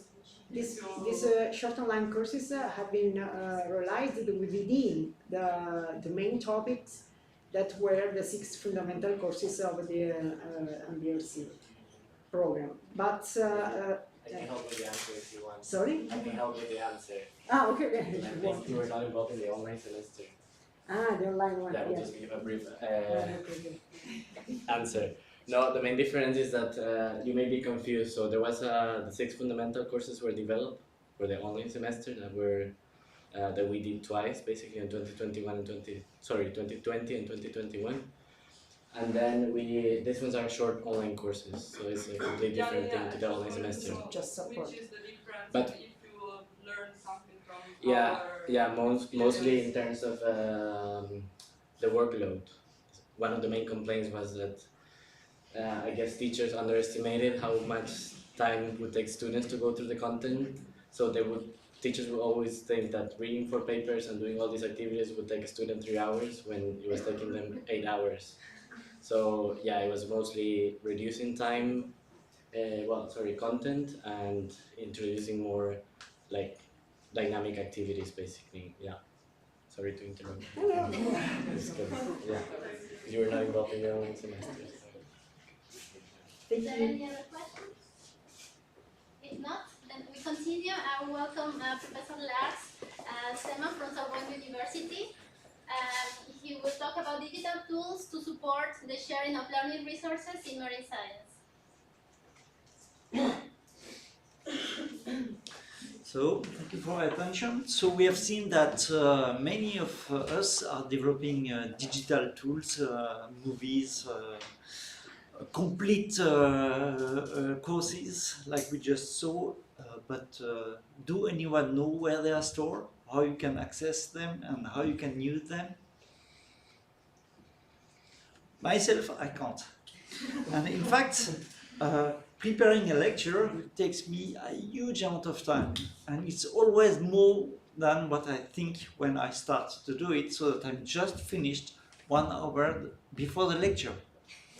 The way I do it is that I either build my own resources or I try to find some other in existing textbook and now on internet. But on the internet there's a huge diversity of courses with different qualities, and it's very difficult, and sometimes even it takes more time than doing them again.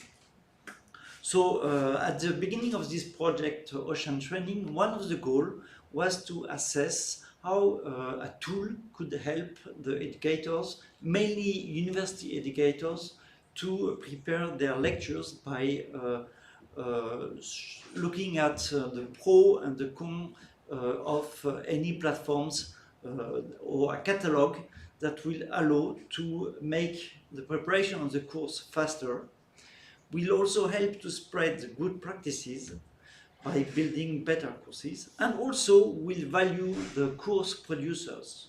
And we are thinking, like we have in our scientific world, this DOI, which is this digital identification of our publications. So we made first a survey among the educators in the IMBSC university partners, and we found that a huge amount of the teachers really want to have a repository with resources that they could be using. And mostly what they are looking at are videos, are materials for evaluations, are also interactive activities, and they are also looking at materials about research projects, research articles, and also you can see that many of them choose Moodle. So Moodle is in fact Moodle as a good platform to be able to mix the different learning objects. So, and not only they were willing to obtain resources, but they were also willing to produce, to share publicly their own resources. When I say they wanted to share publicly, is not under any specific consideration, but they wanted to use a Creative Commons license, and most of them didn't want to have it as for commercial use, but mostly for a use for a public use. 63% were also thinking that their own resource could be used and modified and then used by other and also made available by other. But mostly the license should not be changed. So once, okay, we have this aspect, we are willing to share, we are willing to use, but then how do we do it?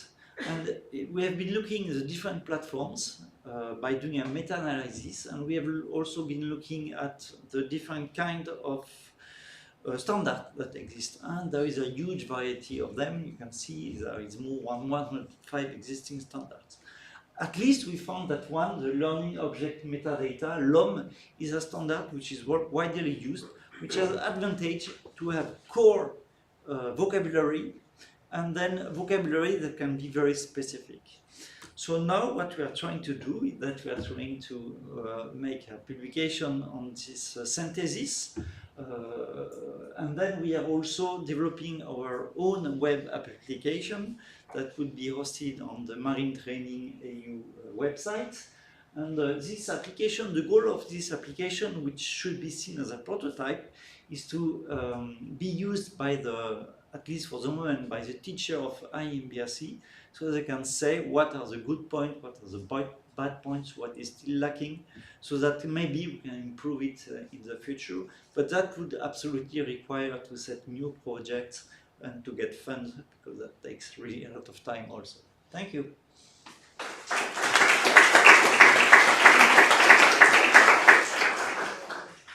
Thank you, Lars. We have time for one question. What would be the value that you give to the producers of the resources, like monetary value, or? No. It's in terms of no. As a scientist, because we are at the time we are educator and scientists. As a scientists, what gives us value is if what we do has an impact. If we see that people is using it, and that is done through the these impact factors and things like that. But at least we know that people use it, and we are thinking about something similar to what we are producing for education. Thank you so much, Lars. Anyway, he will be also present tomorrow and on Wednesday, so you can reach out for any question. Please, Damien, he will talk about e-CalPSuL. short videos freely available on fundamental concepts in ocean and climate science for undergraduate students. Hello, it's me again. I will talk briefly of this project, which is completed. So I will show you. So this has been developed by the same team mostly, and it's part of a project which was launched initially under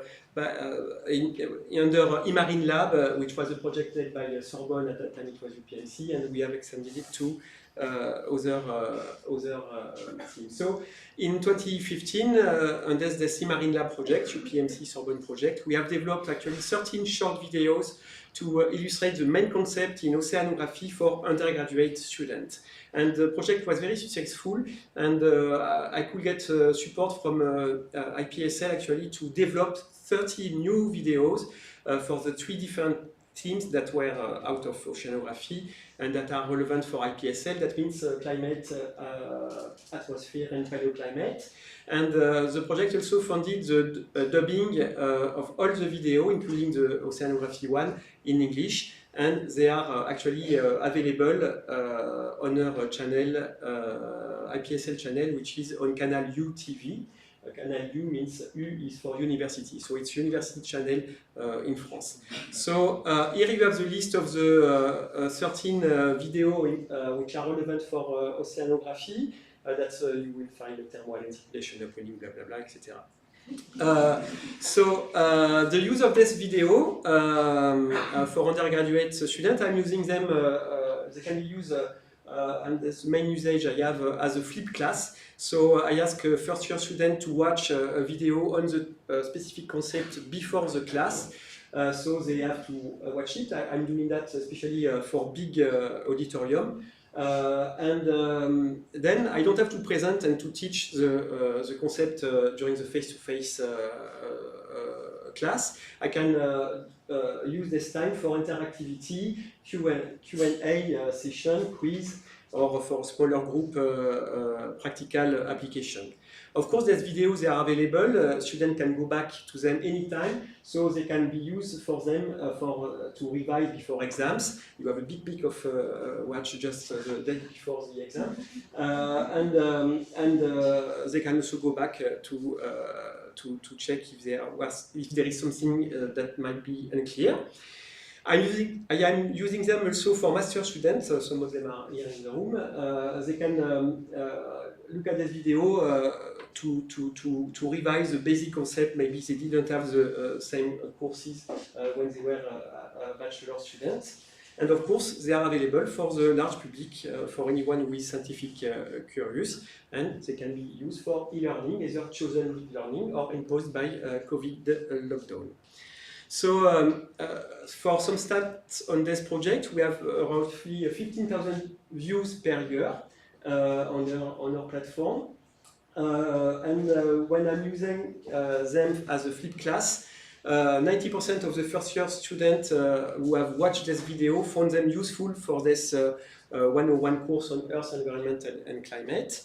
When I'm using them as a flip class, 80% of the auditorium did watch actually the video as requested, and they were able to answer at 72% good answer to the quiz I'm doing on this video. So that means they did watch and they did understand what was needed. So please be aware of these resources, 42 or 43 videos, short video available for everyone in French and English on this website.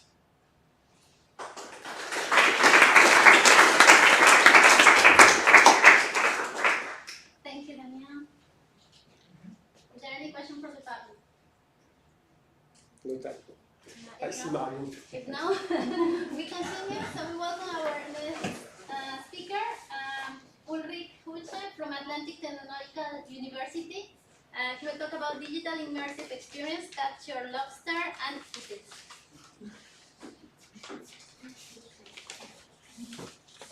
Oh, I'm delighted to be here and to present here today. I created this, or I'm in the process of creating this experience with Katie together. And why did we create the experience? COVID was kind of the trigger. We looked at the need to support remote learning.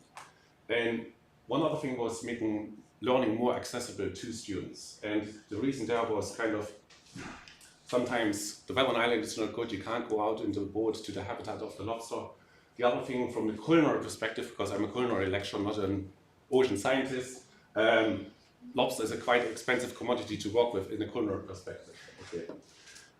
We wanted to create authentic, engaging experiences and across the disciplines of science and culinary arts. So what did we do? The initial brainstorming is very well captured there in our first sketch that we had, that we drew up on the first meeting. But the emphasis was on that the students are able to self-navigate and make their own decisions within this learning environment, while we embedding really useful and helpful learning opportunities.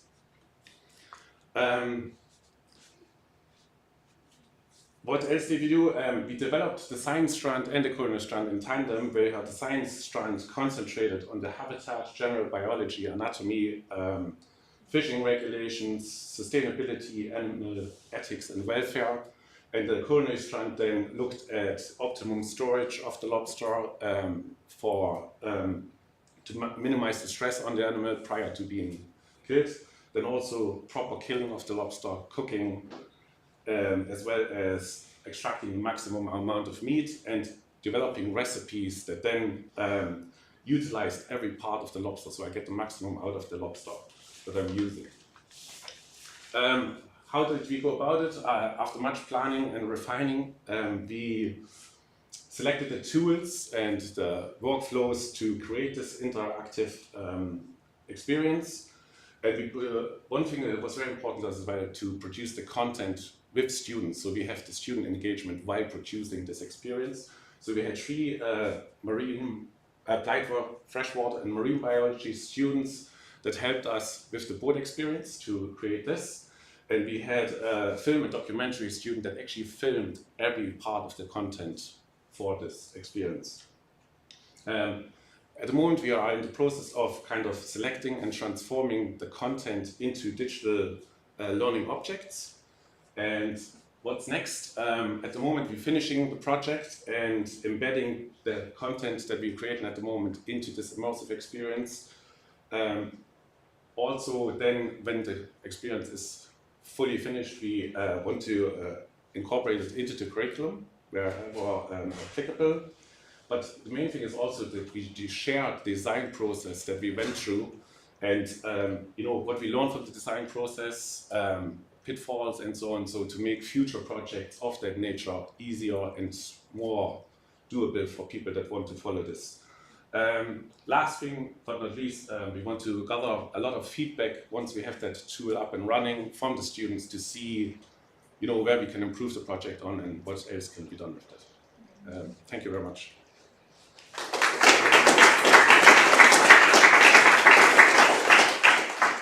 Thank you, Ulrich. Is there any question for him? If not, so we continue with the. Thank you, Ulrich. Thank you. We continue with the last speaker. Please, Ainhoa López Rivero from Marche Polytechnic University. She will talk about streaming science, a new form of ocean science. So I hope you're not too tired for one last presentation. My name is Ainhoa and I'm going to talk about streaming science, a new form of ocean science. We have arrived to an era where digital resources allow us limitless possibilities with learning resources and dissemination. However, there's still much to be done in ocean science. For example, platforms like Facebook, LinkedIn, or Twitter are very used in ocean science, but young people use other type of platforms that can be TikTok, YouTube, or Twitch. Here you can see that more than half of the audience of Twitch is between 18 and 34 years old, which I would consider a younger audience. So I will explain some potential of each one of them for ocean science. Starting with TikTok, it's a platform where you can upload your videos of maximum 3 minutes. And this platform has found its way below sea surface because we have some specific content creators focused on marine science. These 4 young girls have incredible numbers. They have millions of likes, they have thousands of followers, And they have some videos that also reach more than 1 million of visualization, so I would consider this also a very big audience. Then we go to YouTube, which is a platform where you also upload your videos, but you don't have a limit, so you can upload a video of 1 hour, 2 hours, or 3 days if you want. And we also have some specific content creators focused on marine science here. Ocean Scholar have some incredible videos of more than 200K views. And it's important because some research groups are also joining this platform to share their projects, who they are, and how they work. For example, the Spanish Institution of Oceanography. And then we go to another type of platform, which is Twitch. This is different because you don't upload your videos there, you do them on live, so you stream there. And even though we don't have any specific content creator focus on marine science here, it's a very big platform that can allow to have a very big audience for ocean science. Just to put an example, a very famous Spanish streamer, Autun Purser, he had an anti-bullying campaign of 1.2 million views. So not only the platform, but the people that works also there is really big and can arrive to a very big audience. So to finish, these 3 platforms have high potential for ocean dissemination, for ocean science, to a younger and a broader audience. And that how we communicate science is equally important to what we use to do it. So thank you.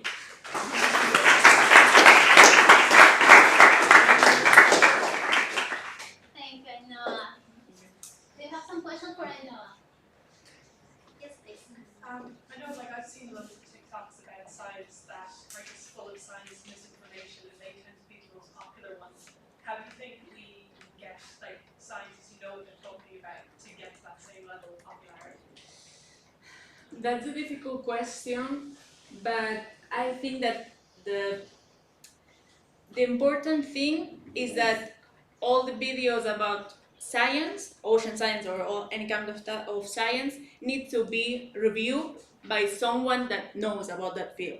Because if not, someone can say, okay, look at this fish, incredible fish, this is in deep ocean, and maybe that fish doesn't exist, or it's not dangerous, or it's not in the deep ocean. So I think that something to improve in TikTok or on this type of platform is to have people that can review that videos to say, okay, this is true.